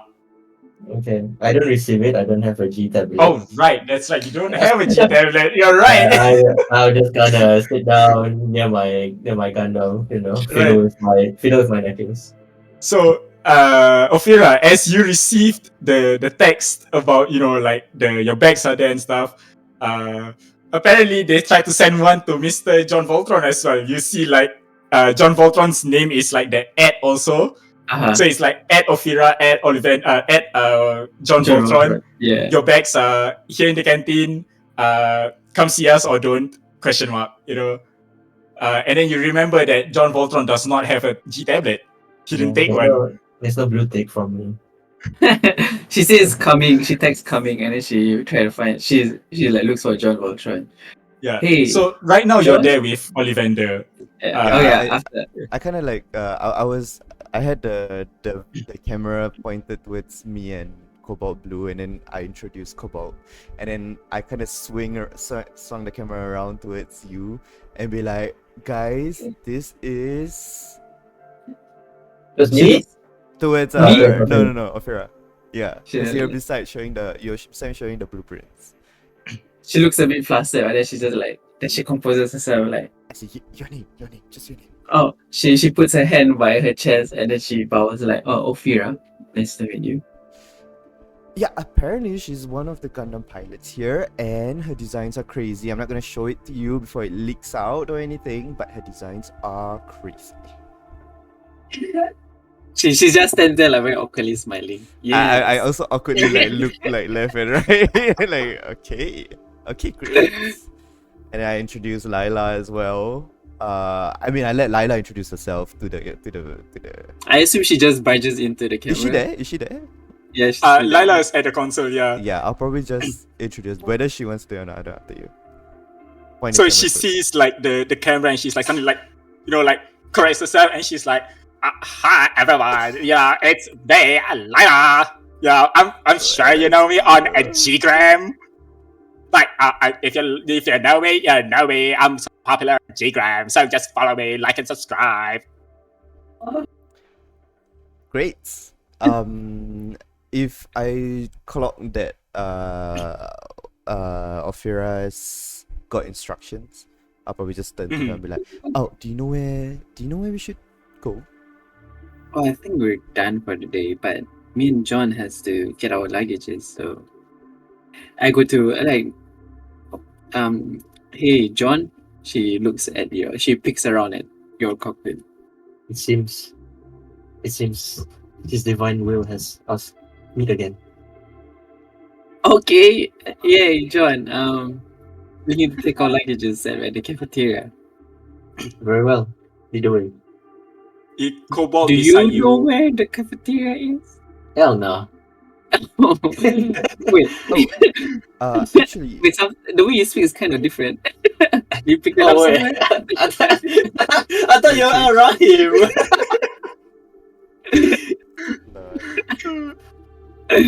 Yeah, Olivander, you wanted to say something? I'll Yeah. probably pop it. Oh, actually, the cafeteria is it's kind of here on the map, and then I'll show it to them on the. Is it this one? I Which think so. probably is. I think I don't know. All right. You got it. Ophira, you got a text that saying, "We got drinks. Bring whoever." All right. Hey, do you want drinks? She looks at Olivander. Like another GT? Hell yeah! Oh, is it another GT?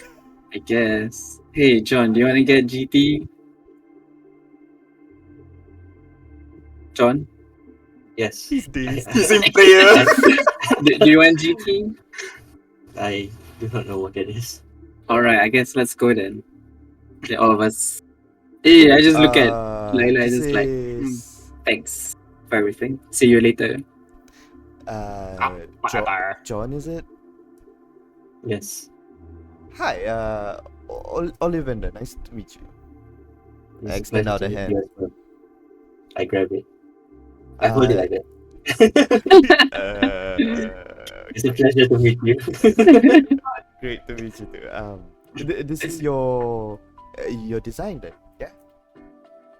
It came to me. I It did not design it. came. Oh right, like in your dreams and stuff, like the ideas of the design. Yeah. No. Okay. All right. Looking great. Well, before we go, could we just take a photo real quick, guys? I'll just. You see like Lila already posing and then and stuff. I did not And Ross is nowhere to be seen. Ophira stands there like very elegantly, but she's just like elegantly awkward. She's like, Like, I think Ollie's. Yeah, I mean the camera takes the photo. I think like Ollie's getting spammed by Jin. To check all the different things of the Gundam, and then he just gets one text from Dawn to take a photo with your friends. That's all. Yeah. That's why. Yeah, let's go. So as you guys are headed off to the canteen, you go back up the same elevator, like the open air elevator thing. Do you guys change first, or do you guys just go straight? Are we supposed to change? There were no instructions. Yeah. yeah, Looks like NS. yeah. I guess I would just be wearing my Eva suit then. I was just like, all right, let's just go take our stuff. If we Okay. clock that the other Gundam pilots, are they changing? So some of the Gundam pilots are still there at the engineering consoles with their Gundams. Some are not even out of their Gundams yet. So like you guys are like the first three to like get done and then out of there. So none of you are changing? I don't think so. There's no instruction, right? Yeah, no instruction. Maybe show Okay. up in our PT, bro.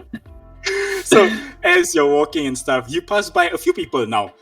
You see them in like engineer overalls. They're like looking checklists and everything as they're walking by, and they're like, "Hey, what's up? Look at you guys and stuff."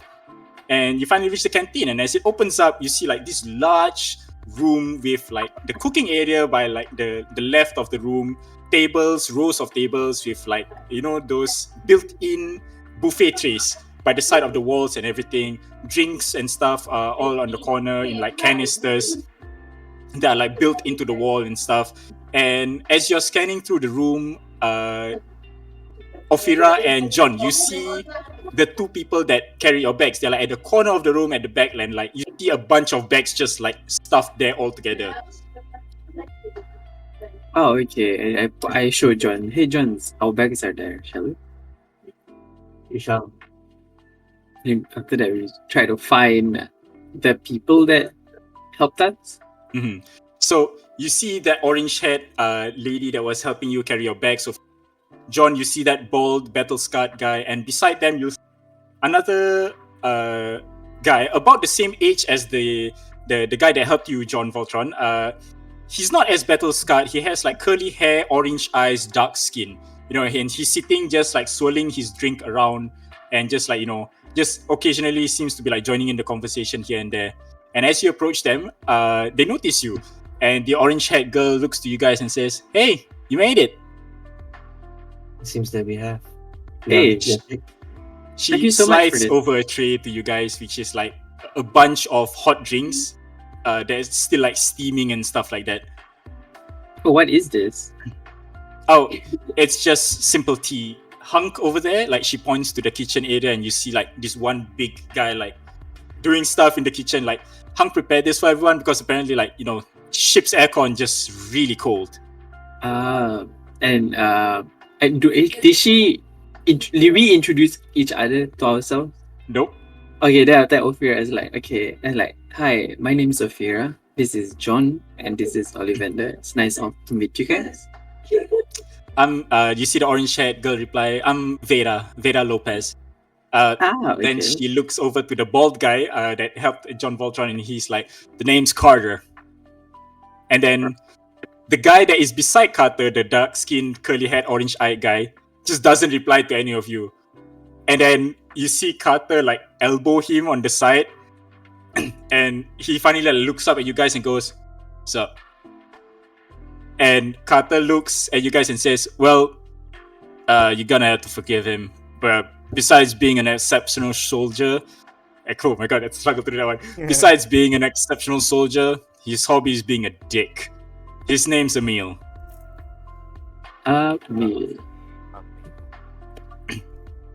All right. How was your tour? It's all right, I guess. You see, like Carter speak. It's like it's all right, I guess. Like, this supposedly is the shuttle bringing us to the dorms, but it's like fully stacked. Oh, so we're just waiting our time? Is that it? Veta pops up. She says, "Apparently, we're being transferred to the backup dorms.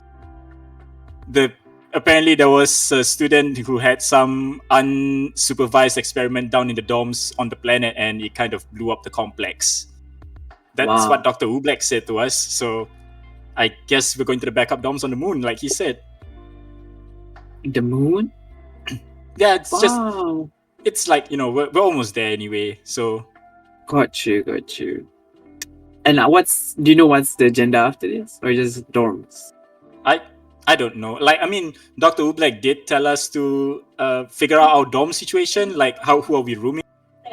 I don't know about you guys for the Gundam pilots. Like, all the engineers are rooming together. It's like 5 rooms to 1 apartment. So most of the engineers are all together. The soldiers are, well, we're all going to be together. CIC is together. So I guess the Gundam pilots are going to be together. But you guys have 8 people, so it's 4 to a dorm instead of 5, I guess. Yeah, I'm not. Okay, what does that mean? It's just like there are 4 rooms in 1 dorm? No, there's 5 rooms in 1 apartment. And since you guys are like, you know, you guys have 8 Gundam pilots, it's probably going to be like 4 and 4 into like each of the different rooms. Okay, got you. All right. So you guys have to figure that out. Yeah. Ophira looks at the 3 of them, and then Ophira looks at Ollie and John. Is like, she says to them, is like, "Oh, it could just be the 3 of us." What do you think? Oh, didn't they say 4 in a room? They didn't say that we have to have 4. It should be 5 and 3, right? Yeah, the lesser the better. We have more space then. Okay. You see Emil laughing or like snickering. Hey, what's your... Oh, she's like... like, there's a part of her that's trying to like come on. It's just like, oh, I need to calm down. I guess we're done for the day, huh, guys? And then she's like, I think I'm going to change. And then she takes the luggage, and then she starts walking back to the locker. So as you are like, you know, like, what about Olivander and John? Probably the food. It's a meal, right? Is it lunch? Yeah, like there's food there. There's like, but it mainly looks like ration food. Like, it doesn't look like proper food. It looks like this was a very last minute cookout thing. Damn. Okay. Steroid chicken. Sorry, chicken. Steroid chicken. Alright. I mean, I'll take my rations and then look around, see if anybody. Just do a quick scan, see if anybody either like make eye contact and want to have a conversation. If not, I'm bouncing. Yeah. So you don't see anyone like really like making eye contact with you. The only person that is like probably like looking at you that you know is Emil, Vita, and Carter. But you notice there's like another group that is like staring at them. You know, like they are just staring at like the trio that was sitting there at the table. I'm gonna look at the group and then look back at them and be like, I think probably talk to Vera, is it? Yeah, Vita. Yeah. Vita, okay. Mr. John Voltron? Oh, sorry, let me just handle John Yeah. Voltron do what he's doing also. You gotta look at Carter and just stare at his scars. See what he notices. Okay. It's the only time that you come in with your food, notice Mr. John Voltron staring at it and like, Oh, you got cut off. like you come back like with your food, you see John Voltron like staring and you see Ophira like getting ready stuff. Like, Ophira, are you taking your bags with you or macam mana? Yeah, I think my bags with me. Alright, so she's like getting her bags ready and stuff like that. Probably, if I see Ophira leaving, I'll be, oh, you're leaving already? Yeah, I just want to change before we get back to the dorms. I guess you're close. I would assume 30 minutes or an hour. We are on a giant aircraft. A giant ship. Yeah, Huge. like a huge spaceship like No. heading off. There is gravity. There is gravity, artificial gravity on the ship. Okay, cool. Yeah. Alright, I'll see you later then. See you. You hear Emil laugh again and then look at you, Ophira. She said, "Hey, whatever you do, don't pick the FWC as a mate." She turns around and she walks away. And then below her breath, she's like, what the hell is an FWC? Like, Olivander. Yeah? You hearing that conversation, you know what an FWC Ooh. is based on the previous history check before the game. Okay, and what is it? So FWC stands for Future War Cult or Future War Cultist. Okay, and it's a derogatory term used to describe the people of the planet of Odogaron, which is like the planet beside the final battle of against the Technocyte. So they have the mutation which allows them to like see into the future, apparently. Right. Yeah. So that's a derogatory term for that. And you do remember that one of your classmates do have glowing eyes. Do I remember who? Make a yeah. One of the You Gundam would have pilots, noticed, right? yeah. One of the Gundam Only pilots. 8 It's of us, yeah. Lavender. Yeah. Right. So, as you know, Ophira, you're leaving. Olivander, you're sitting at the table to eat your rations, right? Yeah. John, you're staring at Carter. Carter is giving you an uneasy, like, he's noticed that you're staring at him, but he's like trying not to make eye contact with you because you don't know like where this comes. So it's like just awkwardly like side eye, he's still looking kind of thing. Master Carter. And Ophira, as you reach the door and the door opens, you see on the other side of the door, one of your classmates. You remember her as Lavender, the one with like glowing eyes, and she has soft features. Her hair is like kind of like almost cyan blue, light cyan blue with like orange tips at the end. She has a very confused look on her face. Ophira's like she every time like the door closes, she's like, and the door opens, another person. And then she looks. Oh, hi. Are you looking for something? Yeah. Hey, do you know where we're going? Like, Oh, I just talked to some of the soldiers. We are going to the moon. Where our temporary dorms are at. the moon? Yeah. Why would we go to the moon? They say that something happened to the permanent dorms, and so they had to, I guess, rebuild it or repair it, and then now we are just going to the moon where our temporary dorms are at. And I heard that it's 5 of you. she looks at Lavender, is like, I can't lie to her, she's so precious. And it's just like, it's the dorm, and the dorm situation is that there'll be 5 in the apartment, and since there's 8 of us, it's up to us to decide who we are staying with. Right. Yeah. Wait. What? Okay, so we pause that conversation, and the camera pans back to Oh, can I Mr. say John something Voltron. first? Ah, yes, yeah, go ahead. And then she's like, "Oh, by the way, you know what's an FWC?" She And then seems the- offended, like shocked and offended that you're saying that to her face. And that's where the next So the camera cuts. Yeah. So John and Olivander, you're eating your meal. Carter finally looks at you, John, and he's like, just like dead mad dogging you, like, what's up, dude? I wish to thank you for taking care of my possessions. Is that it? You're just staring at me like there's some. Those scars, they tell a story. Mind sharing? Yes, they do, and no, I don't. Very well.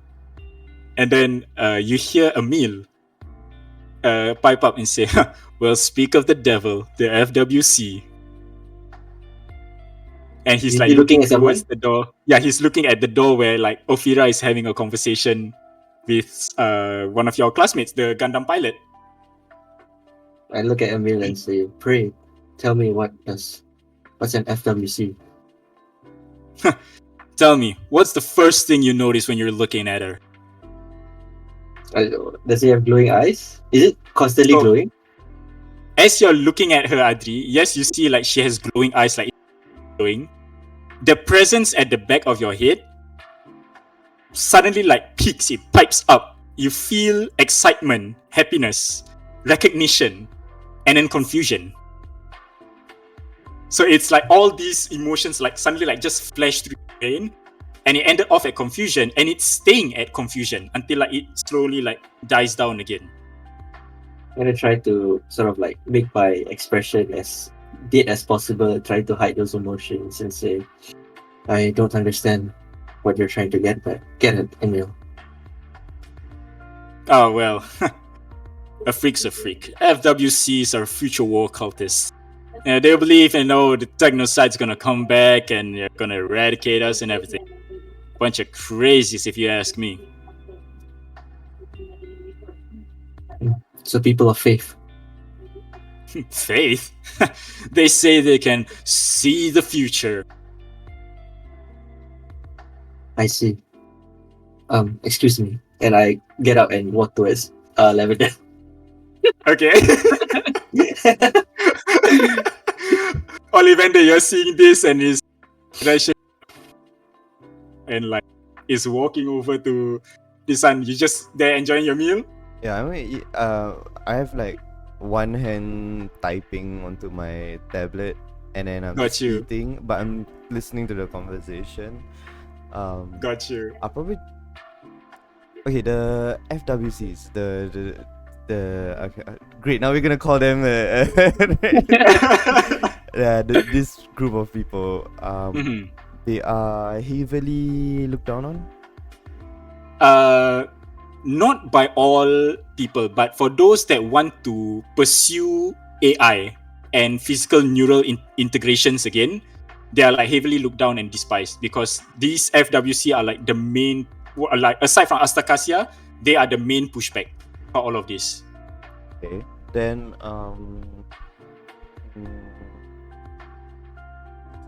okay, then I don't think Ollie's gonna chime much. Actually, he's gonna clock in the other group of students that are staring. Got you. So Does he realize that are they still staring? they're still staring. They're like watching. They're not so much as staring. Now that you're like sitting with Veta and stuff, like you notice that they are observing you, like how a predator is like watching their prey before they pounce. Okay, I mean then I'm not while I'm not looking and I'm just typing on my on the tablet. I'm gonna say like, oh well, you guys better be careful what you say for other people. People are watching and listening to you, and then I sort of like nod towards that direction. Veta notices, and then she realizes the group that you're talking about, and she turns to them and in almost motherly voice, she says, "Could you guys stop staring? It's creeping people out." Then they listen to her and they're like, "Yep," they're just going like continue to eat and like occasionally like just peek over and like look at your table and like watching you guys.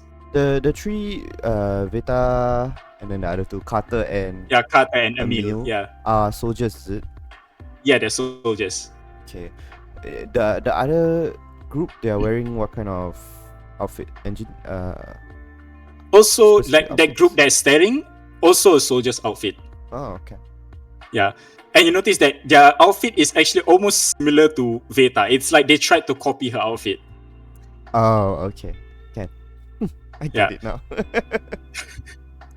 So, John, as you're walking over to Ophira and Lavender is staring in front of you, Ophira, there's a sudden realization that catches her, and she suddenly just screams out, "Battle stations!" And she runs off. No explanation, nothing. She just runs. Battle station. I turn around. John, what battle? You got cut off. What did you say? You know, I just saying like battle station. And I was like, battle station. She turns around to see that you are walking towards them. And it's like, battle stations? Like, where are we supposed to go? Okay. Olivander, you hear this as well. And as you're sitting at the table, Olivander, you hear Emil laugh, like audibly. You don't see, like all three of you don't see anyone reacting to any of her words. There are laughs going on. Emil's laugh is the loudest, or like it's booming into the canteen. You know, like it's loud that some people are laughing, but at the same time, like staring, like, where the hell is this laugh coming? And Emil is like, yeah. what did I tell you? Crazy is crazy. Am I right? Ophira clocks Emil and then she's like, oh, I despise that guy. And then she's just like, I guess I'll be running after Lavender, I guess. And then Ophira starts running as well. I think I would like squint at what she's trying to say, battle station. I think it would be something similar when STK attacked the compound and everyone just shouted and started getting on the ramparts and things like that. Mhm. So I'll chase after Ophira as well. Right. Are you abandoning your bags? Yeah. I see. think I just leave my Ophira, your bags bags are just in the doorway. Yeah. Blocking the doorway. She turns and she's like, okay, she puts by the side a bit. Oh, it doesn't Yeah. block that way. Okay, time to go. Alright, so as you guys are running after Lavender, nothing's happening like now. Like Olivander, you two, you're eating and absolutely nothing is happening. Like it's just a normal. Olivander's probably gonna rush his eating a bit more.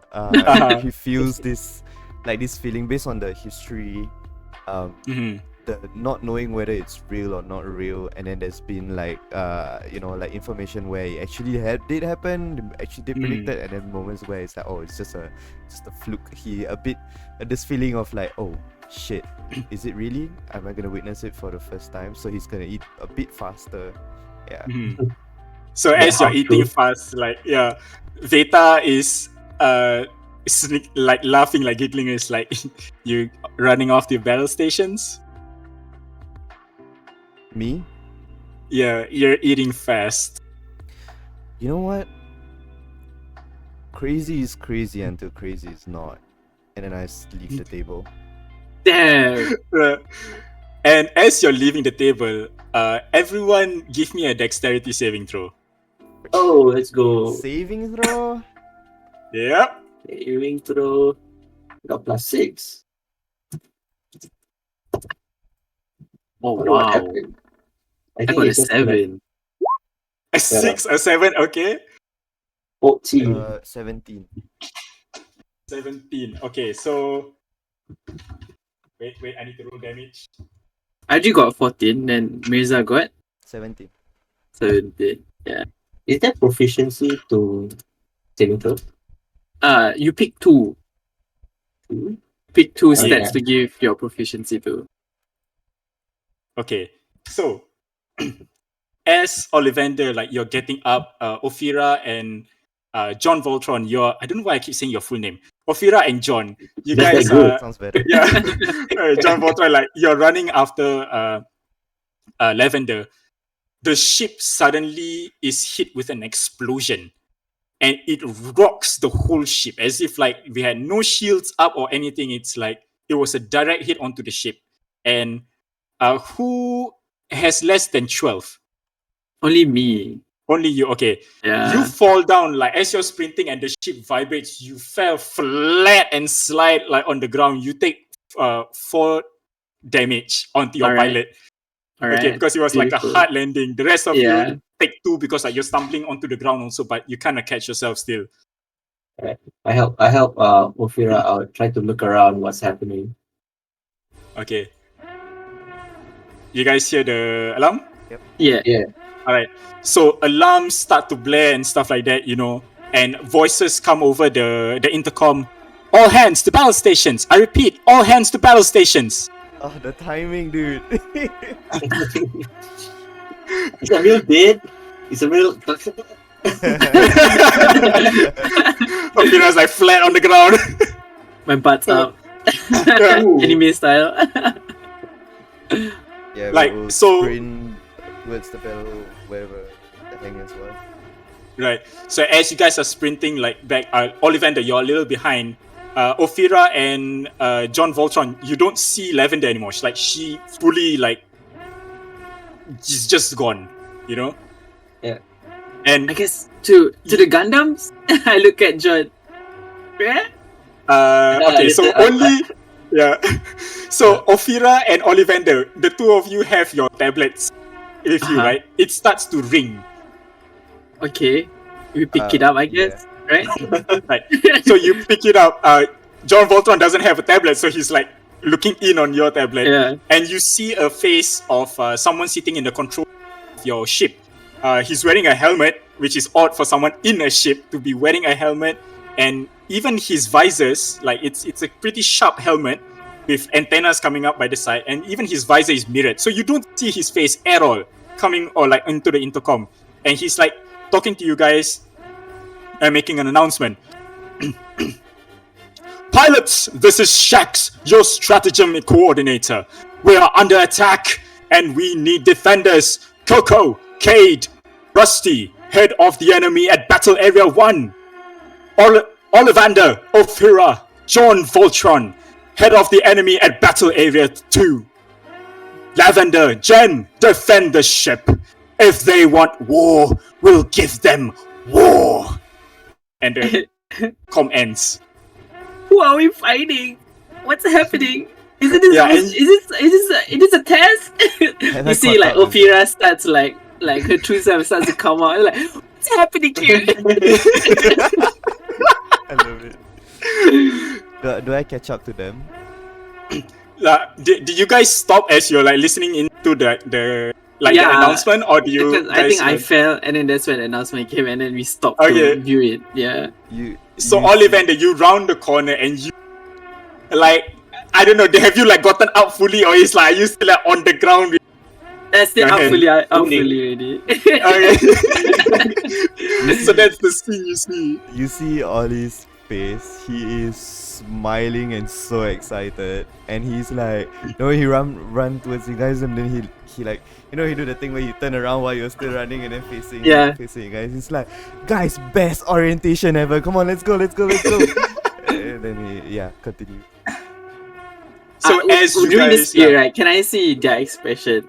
What kind of expression does Olivander give? Like she, In it on the surface level, you just see pure excitement that like, oh, this has been kind of boring so far, and then he's now seeing like, oh, okay. And then I think if you can dig deeper, you I don't think I can. Okay, I'm just okay. looking at surface levels, and then when I look at John, what do I see? John has his eyes like wide open, like trying to assess the situation, but it's sort of glazed over because he's not really focusing on anything but trying to get a reply from Ixnay. And he tries to say like, Lord Ixnay, what is your instruction? But, no feeling at all from Ixnay. and then at that point, I think Ophira's might just like, oh no, what did I sign up for? And then when she see Olivander, she's like, I guess I have to do this too. come on, And let's she's go, not let's ready. go. I say, Yeah. actually wait, like while jogging. Let's go. So as you guys are like running and you get back to the elevator that's going down, you see a couple of the Gundams already lined up and already went into one of the airlocks that leads into the catapult. So the doors are closing, and you hear the as the catapult launches these Gundams Let's go. space, and right now it's only the 3 of your Gundams left. Everyone else has launched. Ooh. You guys you see your engineers calling you hurry up. I shout out to the whole hangar. I say route us Yeah. to battle stations too. And then I run towards the thing. Yep, and your Gundam the cable starts I to do bring a you guys quick high up. five to Cobalt right before I go up. Gonna die. All right, everyone roll initiative. That's a death life Oh. I've ever seen one. Initiative. Initiative already? Yeah. I got a 6. I think Ophira at this moment is having a panic attack. Everything's sort all over the place. I'm at a 24. Hey. 19 plus 5. Yes. 6, Rahim. I got 6. 24, Mr. John Voltron. I got 14. Okay. My rolls are not great. Okay. So, as you guys are quickly jumping into your Gundams and starting up your systems and moving out, Olivander, you're coming out of your Gundam tube first and heading towards the airlock, as is indicated in your heads-up display. And after that, John, you're up and running already. Your system up, and you are also following the line behind Olivander to go up into the airlock. Ophira, you're having a little bit of issue here. Yeah, it's Because of how the system. It's me in the Gundam. Oh yeah. So okay, I'll just go. Do I wait or do I just go through with it? I'll tell you lah. We can rewind for him. Okay. We can tell us because it's like a climax. Yeah. So as you guys are, going up into the tube, you see Ophira is lagging behind, and then she finally reaches you. The airlock opens.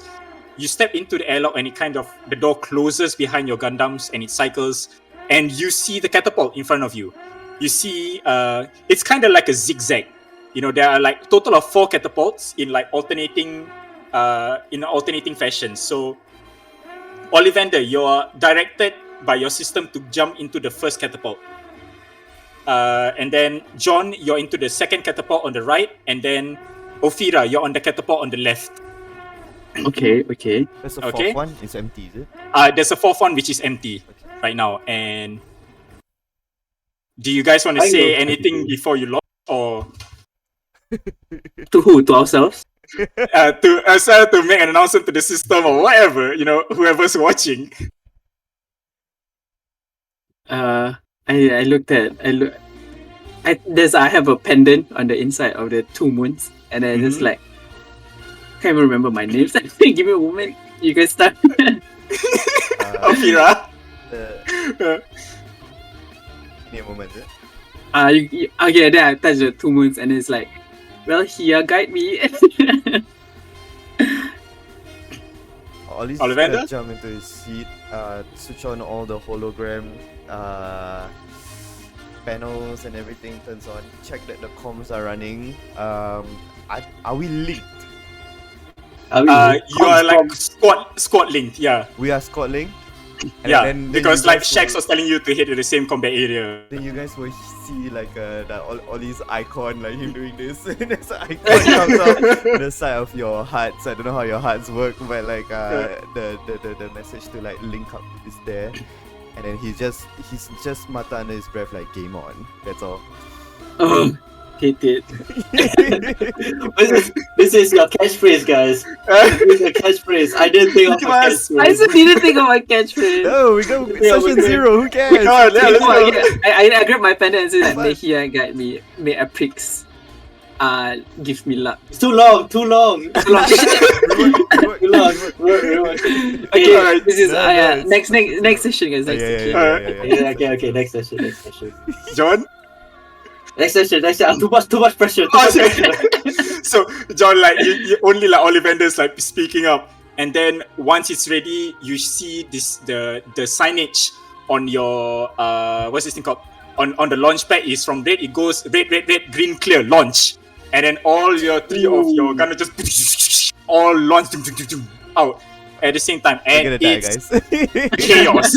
You see another ship heading towards your current ship, firing laser cannons, missiles, and everything. Your ship is on its own defense system. You hear the muffled brrr, brrr, as like machine gun and laser fire, like trying to intercept all these missiles. You know, and you hear warnings and bleeps all on your radar as you see 3 radar contacts come up behind you and 2 radar contacts come up in front of you, trying to pincer you together and like laser fire. What's everyone's AC actually before that? What the Oh, heck? no. 14. 16. 14, 15. 16, and Oh, 15. 19 one. Wait, mine is Your defender, is it Adri? No, 14. I have my Gundam feature. Gundam Oh, trait. got you. +4 to AC, but every time it takes damage, divide by 10 and hits my pilot also. Got you. Alright, let me just roll this then. Okay, alright. So as you're flying through this and you're being pincered, you know, like laser fire is going across and around you, nothing is hitting you. And as your GPS is directing you towards this area combat 2 that Shax was telling you about to head off at the enemy, the 2 Gundam, the 2 mobile suits in front of you are getting closer and closer and closer to you, almost towards like melee range. Almost. You're still a couple of 100 meters away, and you see from the corner a flash of red and white and gold as this Gundam with a spear and a shield just comes hurtling in, stabbing that mobile suit like dead center, causing it to just like shatter in half. And the other mobile suit behind it is suddenly kneed by a white Gundam with like red panel lining with like energy flowing through it. That Gundam like slams into the mobile suit and aims its gun at you guys. What do you guys do? In our radar is detected as an enemy. On your radar, it pops up ally. Aiming at us. Yup, aiming at you guys. I'll Or say- in your general direction, yeah. I'll probably shout, "Halt! The Judge Stalking from Astacasia. We're here on Battlegrounds 2 to support fire." And that Gundam fires off. But the lasers go nowhere near you guys. They all seem to be going past you guys, and you see the contacts one by one disappear. And you see a windows pop up like where your HUD, which is 2 of the Gundam pilots. You see Jen and you see Lavender. Lavender's piping up, "Go, we'll cover you!" And then like you fly past them into combat area number 2. And as you're landing into the combat area, you notice there's a shield, like an energy shield, like covers you guys. And you see towers, like 4 towers at like the edges of the battlefield, and it's like suddenly like you see gas being pumped into the arena. And your Gundam says,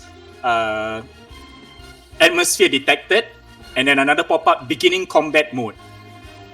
And everyone arrange yourselves in mid-journey in that center crater. Jin, roll 20. Roll 20 in that center crater, yeah. Where we come from? So you guys dropped into like, yeah, so you guys Center. arrange yourselves in this, yeah, in this middle crater, like anywhere within circle crater here. And as you guys landed, the dome covers, like atmosphere is being pumped in. You notice the ground at the edges of the map start to like shift and move, and suddenly you see these things. They kind of look almost like spiders or ticks. They pop out of the ground, and it's like, give me a second. Let me arrange them first. Damn. Ew, what are those? Oh, I can group them up and move. Okay, there we go. It's a lot! It is a lot. All right. So you see these kind of thick-looking things, which are like small heads, bulbous back, 4 legs, and 1 giant red eye. John, as you see these things, your blood boils, or rather, Ixnay's blood boils at the sight of these things. And first up on the list, we have Mr. Olivander in his Gundam. Okay. Combat. Rauf, can you help me delete the other one? I couldn't. Okay, delete the yeah. other one. Got it. Okay, Right. Gundam features and abilities can be used at the same time as long as they don't take up the same action economy. Action, like bonus correct, action yes. and action is fine. Yes, correct. Okay. Bonus action.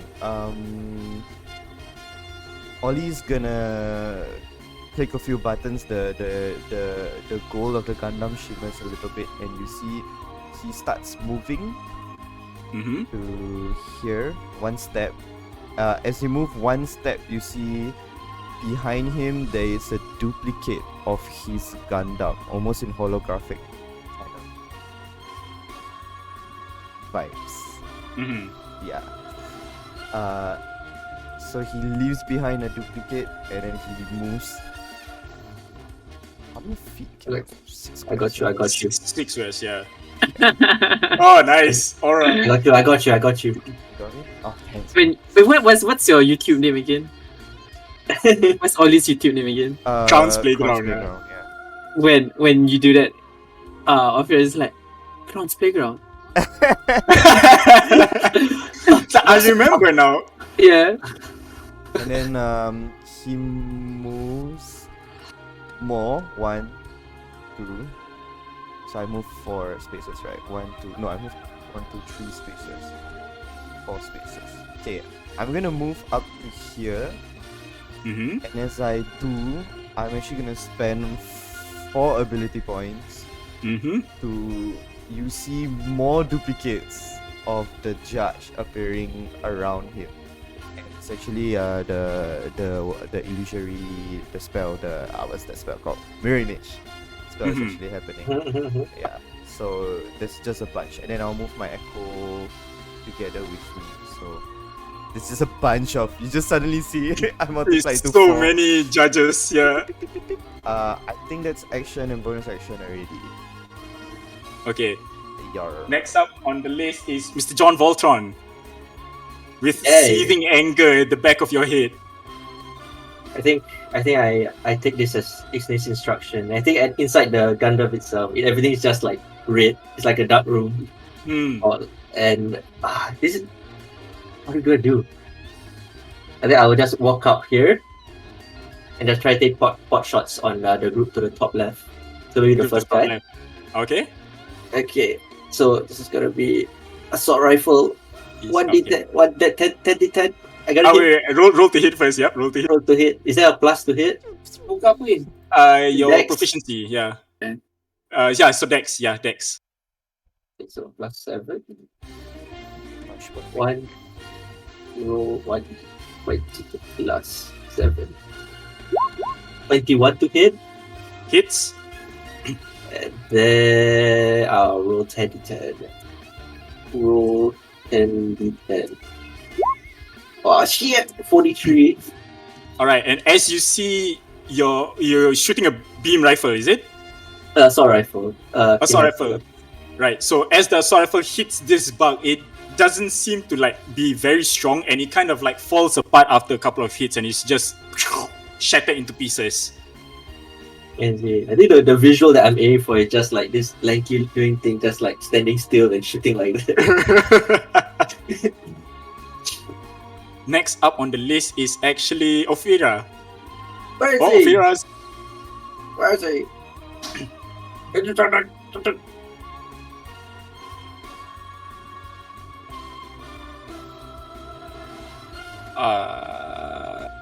Ophira?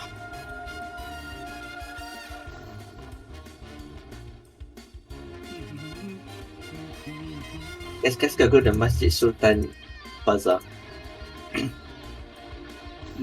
No. I don't know. I'm looking at it.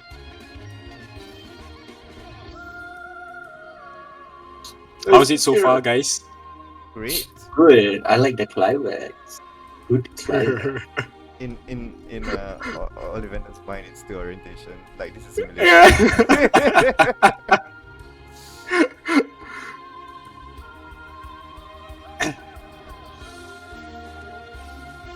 Ophira.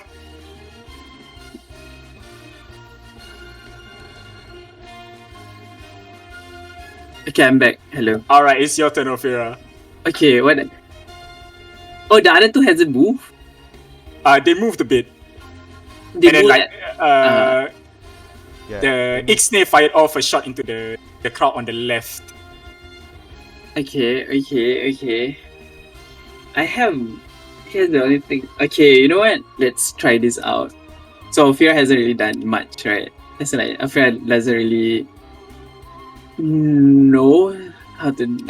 Okay, then Ophira inside is like, oh shit. So Ophira just moves here, and then Ophira uses her one of the. She will spend what's it called, 4 AP to just use lightning bolt, and then it will be it's a saving throw for the creatures. Oh, okay. It's a line. Okay, so it's like only these two will get hit. Got you. Okay, so they need to Yeah. make a saving throw. Correct. And then What is this? A dex saving throw? It is a dex saving throw. Okay. The amount I'm not entirely sure. It's 8 plus 2. It's 14. You have to be at 14. Oh, okay. Both fail. All right. So they're clunky and they're like, they didn't really, see that coming. I How have much damage to they take? slash roll. Is it? Slash roll, space, then the dice. Slash R bomba. Slash R space. Both of them take 35 damage. Ooh, okay. You see Ophira's like gun mech is like both of the hands come together, and then it's like you see like the energy starts to form, and then she angles it, and then it just shoots like a plasma ray to two of them, like, Okay. and then So- Ophira is like done. Wait, Yeah, and, so as and then my bonus action, I want to use my hyperactive my hyperreactive contingency reaction. Reactive. okay, so what Okay, else? name is What does that mean? I was just +2 to my +3 to my AC. Plus 3 to your AC, okay. So, Ophira, as you see your lightning bolt just like shoots through these ticks, as you see them, it damages them quite severely. Now they're like kind of like almost hanging on for like their last threads. They're kind of like slow and like glitchy now, but you didn't destroy them. But they seem to be like pretty damaged already. All right. And next is this group. 1, 2, 3, 4, 5. And then here. They are going to take this one here is going to take a strike at you, Mirza. Me or my echo? The real you. The real judge. Okay. So you need to roll a 20. Right, that's Do a I 9. roll? Which time I can- Yeah, you have to roll. I have to roll?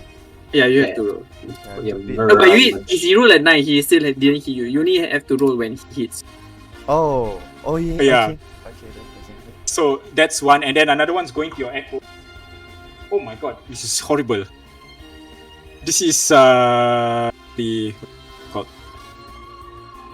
Oh sorry, it was 9 plus 5, so 13. Okay, that still doesn't hit. 8 plus 5 is 8 plus 5 is 13. Yeah, so does 13 hit your echo or your echo shares the same AC? No, Echo's AC is following that rule is 14. Got you. So, like you see these two ticks, one tries to take a swing at you with its front claws, it misses. Same thing with your echo as well. Your echo may or just dodge it in time. And for John Voltron, it's a 20 to hit. Hey, hits. Alright, now you take slash roll. Okay. You take 40 points of kinetic damage. Alright. 40 of kinetic. Does my Kinetic. shield absorb 100% of it? Your shield will absorb. Okay, so how the damage works is like if let's say you're trying to block with your shield has a health pool. It's So a assault shield, so it's kinetic. Right? kinetic, yeah. So if it's a kinetic shield, so you can use your shield to block. Yeah. You will only take 25% of the damage, but your shield will take 100% of the damage dealt. Okay. Okay, so are you using your shield to block? Yeah. Okay, so since yours is kinetic shield, so you just take note of your shield in your health. Yeah. Your shield takes 40 damage. You take what's 25% of 10. 10. Yeah, so you take 10 damage on your Gundam itself. Okay. And I take 1 damage because of my trait. Oh right, yes, yeah. And then next one is this 1, 3, 4. Okay, yeah, they reach 3, 4. Oh, shit. Oh, this one doesn't. Gonna get swarmed, 3, guys. 4, 5, 6. Yeah, use a whirling blade. The skill with the lame name. But I'll only hit one. Okay, so what's this thing called? Ophira. These two that are closest to you are gonna try to take us. One's 15, the other one's 23. 23 hits. 23 hits. Another slash R. So that's gonna be 24 points of damage. So what you guys see is like Ophira punya character, like the the Gundam is like the first damage would have hit, but then as like the how does the tick hit us? It's like the front legs rear up and then like slam down. Yeah, as that happens, it's like Ophira at just one moment is like it shifts, like the whole Gundam shifts just like a slide and then it misses. And then as she shifts, the other tick just manages to hit her while she's only focused at that point. Got you. Are you using any shields to block the second strike or no? Oh, I should, right? Yeah, I should use the shield. Alright, How so does that what? work now? So you're using a shield requires a reaction. Yeah, I'll be using that then. Okay, so you use a reaction to A kinetic shield. kinetic shield. Okay, so your kinetic shield takes 24 damage. You Okay. take My bad. Energy shield. energy shield. Okay, so energy shield only takes 12 damage. 12 damage. You take 6 damage. Okay. Okay? Yeah. And then last is this whole group at the bottom. God damn. 1, 3, Am I gonna- 4, 5, I wish 6. we They can actually don't see reach you guys. everyone's HP, but we can't. I'm not sure if there's a way for me to do that. Maybe next time. Yeah. Oh, they line Okay. up. What the heck? So you see them move and start to like kind of swarm you guys. I need everyone to roll me a perception. There is a A queen. perception? Perception. Oh, I got advantage while in my Gundam. Yes, you have an advantage, John Voltron. Crap, we got so many advantages. 16. That's I got 10. trash, bro. He's tunnel vision. He's tunnel vision. Oh, television. All right. So, Olivander and Ophira, as you guys are like in the heat of the combat, you don't notice this, but John, because you kind of maybe feel an overwhelming rage for this, and you kind of feel familiar with these things, you notice that the ground under the crater is shifting. Shifting. Shifting. Shifting Like as in it's- moving? Moving, yeah. I just shout into the comms. Get out of here! And we're back at the top order, which is Mr. Olivander. Do I? Get out of here! When he said that, does it clock that the ground is shifting?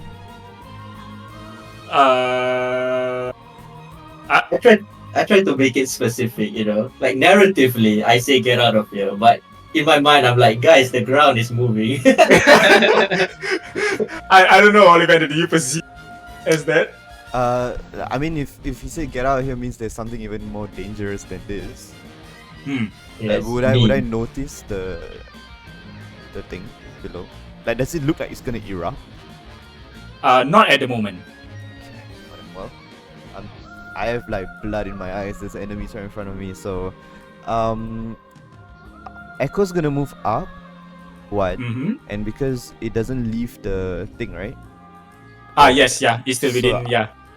Then bonus action swap place. So what happens is the shimmering holographic form of it's like sort of overlaying the Gundam. You can see this prismatic color, so it makes it very ephemeral. Like it's not really, it's there, is it not there? You're not too sure. And then suddenly it snaps and you see the real form of the judge in front, beside how do you say your Gundam name? Ixnay. Ixnay. Okay, beside Ixnay. Ixnay, and then I'm gonna spend 5 AP for Blade Cyclone. Don't do that. What's wrong with you? 5 AP, bro. It should hit. It hits 2 squares around me, so it is this group. 1, 2, 3, 4, 5. Okay. Do allies get hit also? I don't know. You tell me when it's your ability. Then no, of course not. Are you It's just like huge. Do it. Make it like So as in it's a dex dangerous. save. Oh, okay. Yeah, you need to beat a 17 dex. I'm rolling. It's a 19 dex save. Tingginya. Oh, 19 Yeah, dex. that's why Okay, I wait. wrote there, What is We'll this? readjust. Dex save. 19 dex save, eh? Yes, sir. Gosh. If it's 19 on the dot, does it pass or fail? It passed. Remind me. Pass. Pass. Yeah. Pass is hit. So you said 5 of Pass. them, right? The 1, 2, 3, It's fine. 4, 5. Okay, got you. Okay, so Hits. So I'll roll damage. yeah, so it hits. 3 of them fail. Yeah, dex. So Wait, it's a dex save, right? So all of them still get hit either way. It's just half. yeah, half. Yeah. Yeah, it's just half also. Yeah. So he takes out.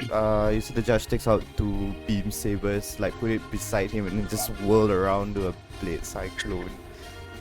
For 89 points of damage. Whoa. Hey, you got a lot of damage. So 89 divided by 2. 45, 44, 44. All right.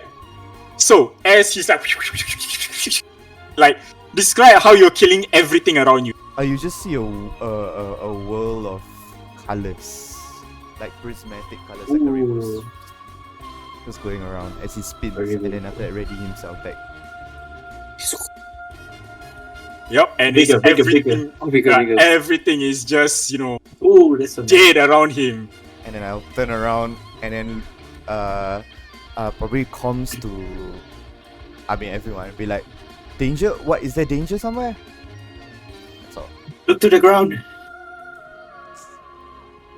And next up is John Voltron. Oh no, I wanted to do that. Copy that Copyrighted. ability, you little shit. Oh wait, So it's my can ability I- called Blade Cyclone also. Sorry, DM, can I just move my echo further up? Oh yes, yeah. Okay, I'm good. I'm good. My ability called atonement. The same thing. Little shit. Okay, I'm go here. 250. Alright, let's see what can I do. Okay, I got 250. That's momentum charge. After moving 100 meter in a straight line, you gain an advantage on the next melee attack. Mm-hmm. So I'm gonna do that. So I'm gonna rush over to this guy and hit him with my mace. All right. Plus my dex, plus my that one, right? Proficiency. 7. Oh, it's the 16 hit, or do I have to roll advantage? It hits. Alright, so I'll roll the damage, which is mace is 10d8. Wait, you should roll again in case you crit. Oh yeah, that's true. What's your advantage? I did not crit. Okay. 10d8 plus nothing. 45 damage as I bring my mace onto its head. boy. Yeah, and as it smashes down, the thing just goes inert and out. Mission. Then I will make a bonus melee strike as a Okay. bonus action. Make a melee attack with a Gundam's hand leg for 6d6 on integrated melee weapon. Is it against another opponent? Yeah, it's against another opponent also can. Your So- choice. Yeah, so I do it against this guy. I don't need to roll anything, it's just like a follow up. This guy? Yeah, roll to hit. Rotate. It's still with dex, I guess. 37. Oh, crit. Yep, Oh, that that's hits. okay. That hits. Our first net 20. Or second net 20, No. right? Somebody rolled net 20 just now. 6 times 2. Yeah. Yeah. Actually also. Oh, No, Mesa, yeah. Oh, engineering. 6 times 2, I think. 66 times 2. I think it's 12d6 time. 50. 26 is not. Nice. Hey, I'll do another 66. All Why right. not? Okay, it's lower. That's why we times Uh, this, bro. 43. All right. So There's like as- an additional spike that comes out from my hand Mhm. to slice at this spider-looking thingy. All right, and as it slices, you slices clean through, and that thing is out of commission as well. It just shatters apart.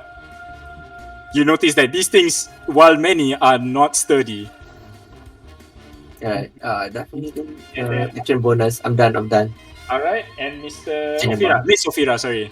So Ophira hears what John says, and then Ophira looks at this creature. Can Ophira, I don't know, what check would it make to try to make to figure out what is coming out of the ground?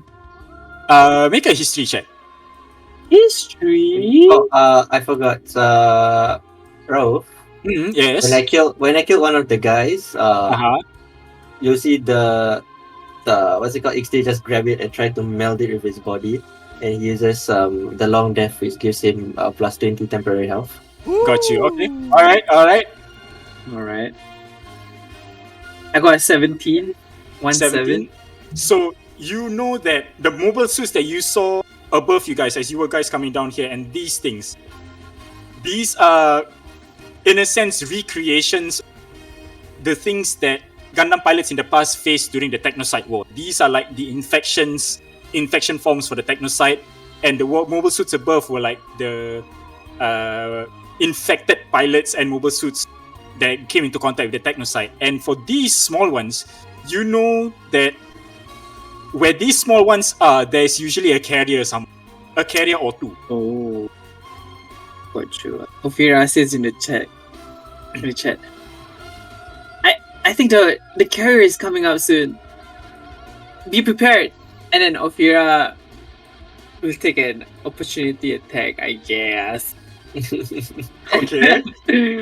Yeah. Here And is my the AC time. now is 14. It went back to 14. Okay, so it's 17 to hit. It hit. Slash R 6 8. So you take 24 points of damage. How much does my shield take? 12 also again, is it? If you're using your reaction again for this block, then yeah. I mean, yeah, never mind. It's fine. I'll just take a 24. Yeah, and then that means you take another 6 damage to your Gundam. Oh, no, I say like I'll take I won't use my reaction. Oh, you won't use your reaction, okay. So Yeah, 24 so damage, 1, 2, 3, 4. So I would say 1, 2, 3, 4, 5, 6. And then OA is 6 stars also, right? Yes, if you want to use your reaction for OA, yes, it's styles. And then at this So it's a moment, 6 styles cone, so you have to specify the direction. and we felt when Ignis, when Adri say is coming from here, is it? Yes. Okay, 1, 2, 3, 4, 6. Okay, Ophira then uses a bonus action to go into kill mode, and then takes out her sniper rifle, and then she takes one pot shot at this one. It does a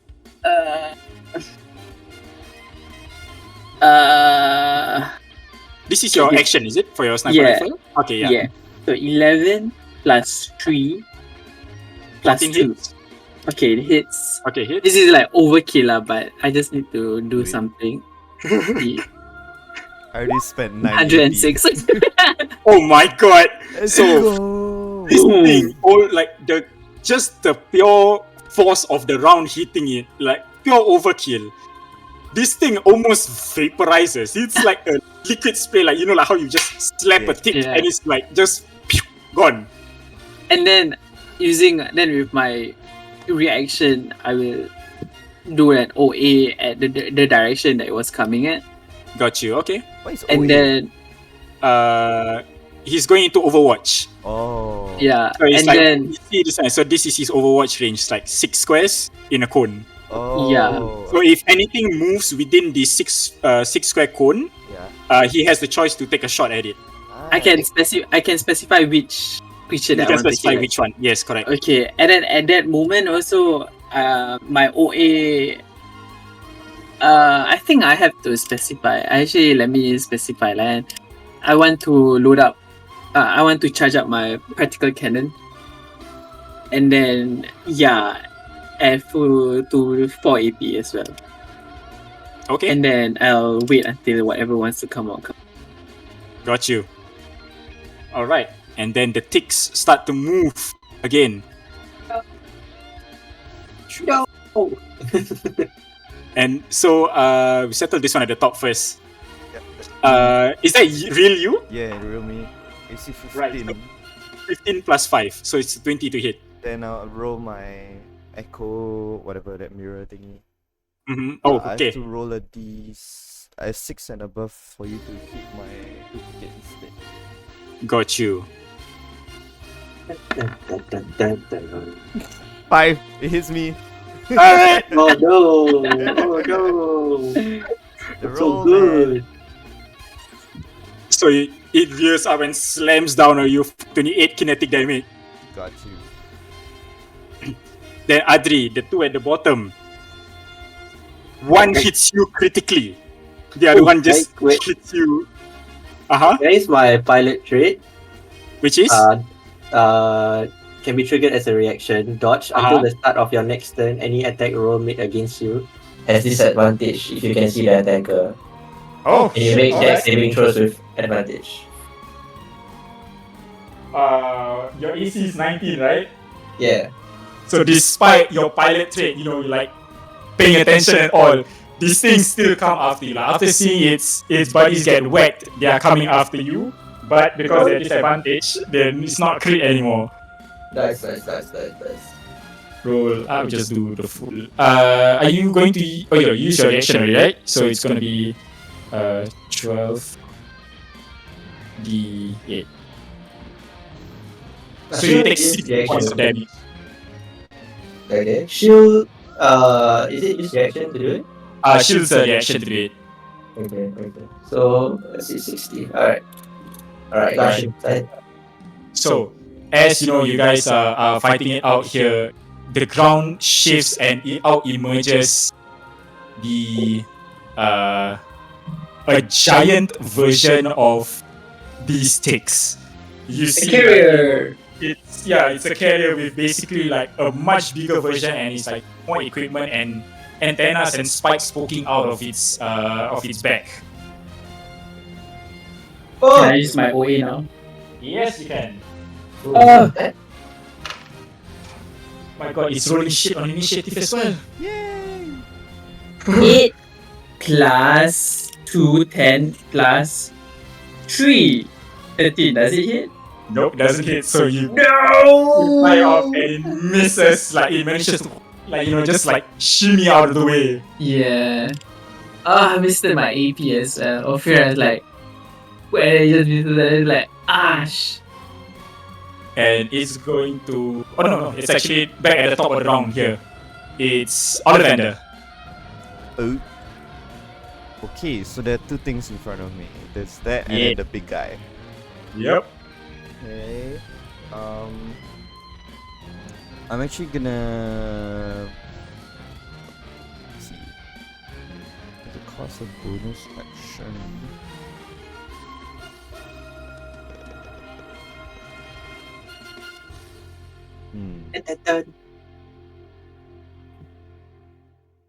So I think I'm gonna move my echo.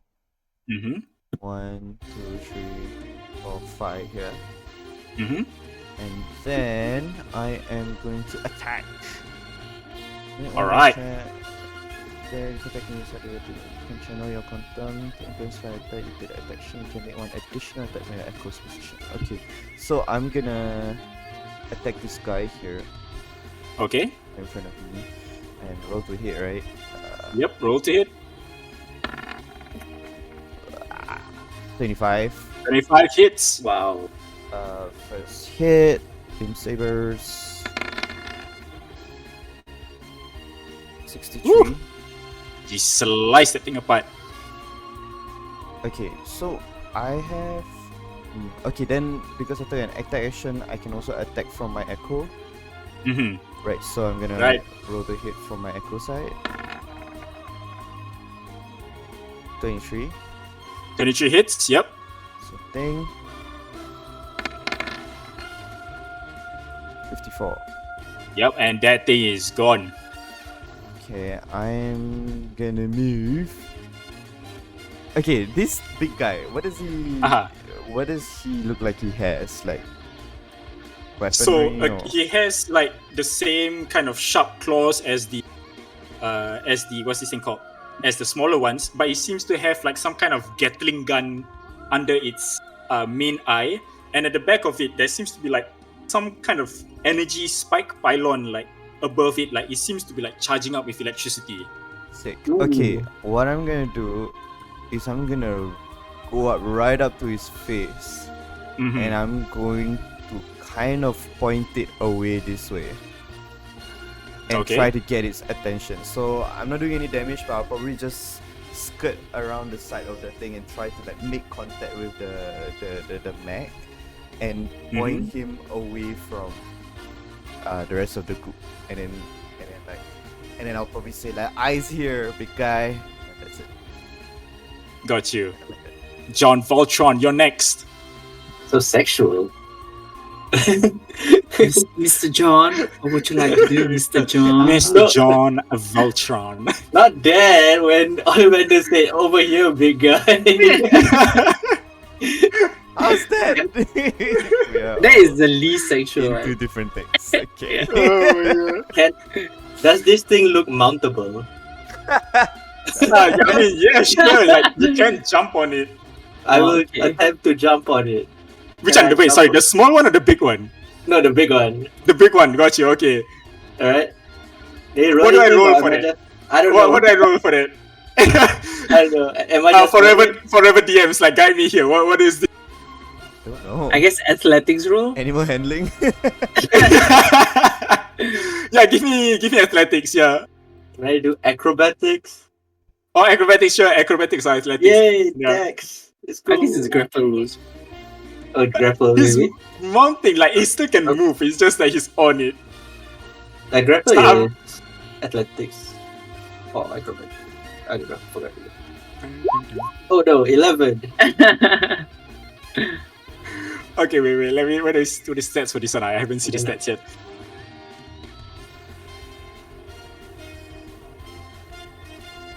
What was yours again? 11. 11. So, okay. So as you're trying to jump on this thing, but because of how curved the panels are, you kind of like not able to catch your footing, and you slide off instead of actually mounting the thing. Alright. Then I will just we slide off here. We move here. Okay, I'm just gonna hit it. All right. See. What, D20 plus. Okay, what did I roll? 7 plus 7. 18. 18 hits. Yeah, I hit one of its leg. All right. And then I'm gonna look at it. Okay, I need to roll one. I forgot really. 28. Okay, for 41 damage. Got you. And then I would like to use my Gundam ability, Absolution. Mm-hmm. On a successful hit, as a reaction, you can launch a harpoon into an enemy. And then I do that thing where it doesn't move or anything. Yeah. So I think it just happens, right? Because I didn't roll anything. It's only when they Yeah. try to move, then they'll need to roll a dex save. Okay. Okay. And then I think I feel the rage welling up into me, and I just Yeah. look into it, and you guys hear it over the comms, me just muttering, like speaking tongues. And then I just just hear me say, "You have encroached upon hallowed grounds." And I grab my core and I start to crush it, and then like lava and like napalm starts squirting over all my crevices. Mhm. And I cast Ascetic Immolation. Everything within 2 square of me starts to burn up. At the end of my turn, they take 5 damage equal to half my level, rounded out by 10. All right. And next up we have Ophira. So So the baby and the mother takes the 20 damage. 20 damage. Okay. They fire damage. Like this Okay. way? 10. Yeah, 10 around. Okay. Ophira. Okay, Ophira wants to get. So, one. How tall is this rock? That Wants to rock get into is position. possibly about like 100 meters high. So like 2 squares up. Okay, I guess I'll do that. So that's one. Then after that, she moves. She repositions Mm-hmm. again. Then after that, she another sniper, and then her bonus action is she's gonna use this thing called adaptive limb reconfiguration. Mm-hmm. And then one of her hand, the one that she's holding, the sniper rifle is on the right hand, and then her left hand like apa tu macam like she can put the sniper rifle onto the left hand, and then when that happens, the limb starts to fuse with the sniper rifle, and then it's like it zooms into the like the side zooms into the creature also. Mm-hmm. And then that gives me advantage on my attacks. And then I want to use my particle cannon overload again. Another 4 Alright. AC. I'm left with 1 AC, but I want to use this. He wants to hit it. AP, 1 AP. AP. Wait, yeah, 1 1 AP. Yeah. Okay, let's go. Whew. Come on now. I want to roll. I want to hit something. Yeah. Okay.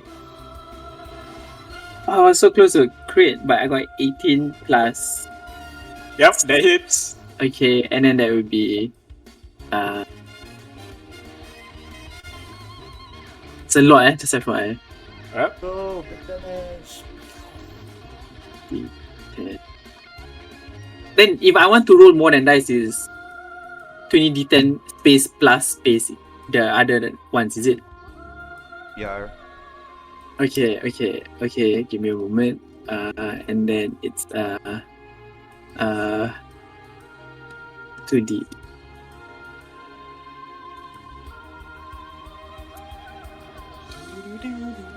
Plus 206. Holy shit. So, describe how you destroy this thing in one shot. 206? Man. Man. So yeah, so it just like in Ophira's eye, she looks through the scope of the sniper rifles, and then as like everything is happening, like you can see like electricity forming around the sniper rifle, and then like it starts to zoom in some more, and then inside the cockpit itself, you can hear like the whole engine is starting to like overload, and then as before it backfires on her, like it charges up so much, and then she just pulls the trigger, and then it just zooms past the creature itself. So as that all happens, this thing is just destroyed out, and you hear the smaller thing just cry out like mechanically in pain as he sees this happen. And then this is gonna make a attack on what's this thing called? John Volt. Happy. 15. 15 does not hit. 15 does not hit, and then it's just going to start to run 1, 2, 3, 4, 5, 6, 7. You're gonna 8, 9 dash as a bonus action, and then so he's gonna take 2 OA from you guys. I don't have OA. I use my reaction. Oh, you use your reaction. Olivander, I will your wait. echo. Okay. Yes, yeah. Roll to hit, right? It's just a roll to hit. 23. Oh, 23 hits. How much does it hit for? Sabers. 59. And as you see this thing running past you, making a beeline for Ophira after what she's done, how do you stop this thing? I think it's like when it goes past, the judge is gonna like we're not even looking, just one hand behind with the beam saber to slice it in half. Ah, that's Got so you. cool. And as you slice that last stick, you look around the battlefield, everything seems to calm down, and you see your comms window open up, and you see Dr. Oobleck standing on what looks to be the ship of the bridge of a ship. Ah, yes! Very well done, students. Very well done. And exercise, and exercise, and exercise. Yeah. You see, Exercise. Yeah, I was like, and the back of my head just like, I fucking knew it. you have done all very well. Now, can anyone explain to me why this exercise was done? Anyone at all? To murder robots?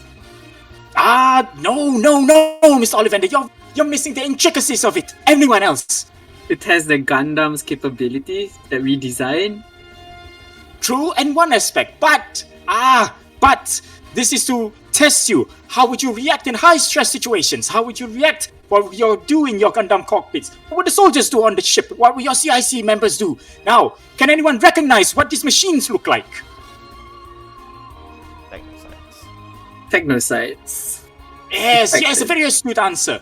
This is to give you a short experience, a taste of what Gundam pilots in the past used to face. Now, you are taking on the legacy of what these pilots, what these soldiers, what these brave souls have gone through. Now, look into yourself, reflect on yourself, and ask yourself, is this something that you can do? Is this something that you can stand up to? I will await your answer in class. I believe this will be a very, very interesting class indeed. Yes, a very interesting class indeed. And a very interesting year. And the camera pans up to show the ship and how all the combat that happened previously is just dying down and everything is turning out to be a very, very interesting year. Oh, what the heck? You just played it. And end credits. Ending song. Alright. You got permission from her. You got permission from her. That was fun. Oh my god. Fun, so fun. I'm sorry, I Cinema. mistimed that one. Cinema. I thought it was going to be 2 hours. Then by the time I realized you guys are going to take longer than expected, I need to get this Yeah. moving along. Yeah, it's like that. Yeah, first session always like. Yeah, It's but great, okay. man.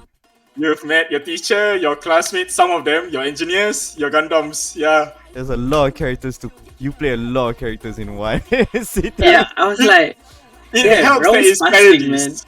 Yes, Like, it really helps that it's parodies of everybody. Like, yeah. people that I know. Like, LSP, yeah, you bro, guys really freaking LSP. calling out. Yeah, I hate Lila, that you immediately know Lila, who you are going to Saren. give me. Adri's one was a stretch. I was like, at first you were going to get both, Adri. Like, both of them, both your engineers were going to be bitching about your Gundam design, but I was like, you know what, Adri deserves some love too, with like some bitching. Oh, okay. I hope you guys enjoyed that, man. Yeah, it's amazing. That was so Wow. good. So good. I feel like the Right sniper now- rifle is a bit too broken. Yeah, You got one. You got one is oh no wait, one AP. I thought one AC. Yeah, it's your bonus damages that are like insane, right? Because of the times 10, you do an automatic 70 damage. Yeah. So like that I'll need to like take into account moving into the. Oh, I didn't even No, no. count those in. Is that? I didn't even count those in. Oh shit! Oh, you. Damn. Bonus damage. Because plus You are Yeah, because the bonus dexterity. damage is Yeah. dex and your proficiency. And then damage- Oh, when you did damage. Damage is Yeah. your strength or your dex modifier Yeah, I didn't included. count those Yeah. in, bro. But I guess your raw damage was enough to like deal with the Technocytes. Yeah. Alright, that's session 0. Okay. So Damn. are we gonna have to rework some stuff? I think I have to rework some stuff also. But any major changes for As of now, no. okay. I just need to account for Rahim's like just mega damage like during boss fights and stuff. No. What do you mean? I was thinking, maybe do you think you want to drop to 15 D10 instead? 20 D10. Maybe, yeah. I may Yeah. need to rework the sniper rifle punya damage also a bit. I think you yeah. should scale enemies up instead of Because Gundams Yeah. need to feel Yeah. that feeling is there of the power, right? But Yeah, maybe you want to scale specific enemies up. Do you want? definitely. Because This was me testing, like, if I swarm you guys, how is it gonna turn out? I mean, we Yeah. have some abilities. Yeah, that so can the do abilities that. help with that. So actually, now it gives me the sense that, okay, I can swarm you guys, I can up the health a bit of these things to like make it, a bit more challenging. Yeah. Yeah. We have 2 abilities to take care of swarms. Right? We have 2 abilities to take care of swarms. my ability to take care of someone must be in a line. If it's not in a line, I cannot deal with them. You Yeah. guys push them in the line. Yeah. Ke tepi sikit. Alright, beautiful. Good. All I right. love them. Okay, What up? damn, that was so like I can feel Ophira's like panic starts to set in. It's like, what the hell? I'm not supposed like I thought it would be chill orientation. Ophira starts to panic like crazy. The direct opposite. I'm like, yeah, we can play now. Expecting Okay. it, yeah. Finally. Do you have a feeling that it was would Olivander know that it's a simulation? I don't think whether he know or not is more of like in his mind straight away, like, yeah, this is orientation. This is what it should be. Gotcha. This is why I came to Astakas, yeah. So yeah. Is there like on Twitter, space G Twitter, GX? It's Twitter, like- Twitter. Twitter that is like Astacation orientation program. It's like a secret Reddit to like make all the things that happen. You can search once you get your tablet. Like Yes, Reddit. I'll never have a tablet, guys. I have a notebook and a Rolodex. I like how you guys were dealing with everyone. And like I tried, just like I can't, man. I don't have none of my weapons are for. I mean, you like, one shot the boss, dude. I mean, yeah, that's I not can only as good as do it gets. one. I can do one thing only. Do one the level thing- job. Yeah. Yeah, Good the thing was I was trying to balance it out like mid-fight because honestly, that carrier, you guys supposed to fight 3 of that. Oh wow. And like each Okay. of them had their own abilities, but I was like, shit, we're running out of time. Yeah, yeah, You know what? I'll put 1 in, and then this guy one shot. I was like, God damn, I knew I should have put 2, at least 2. Next one. next one, yeah. Oh my Okay. god, yeah. But that's it. So next Yeah, one when? this- This coming Tuesday lah. I'll need to plan. Honestly, Okay, right. it could be in the coming few weeks, like 1 or 2 weeks time. But once I planned it out properly, Check if availability. Is this like Chainsaw Man? The ending is different every episode. actually yes. The ending song. every Why? The episode. ending song is actually different every episode depending on like what I think the movie. Wow. Yeah. Seeing Rauf do this, I'm just like, shit, I should be. I feel like my games are not prepared enough. It's a lot of effort. It's a different charm. Yeah. Okay, I recorded the whole thing. Let me see. Joe. Yay.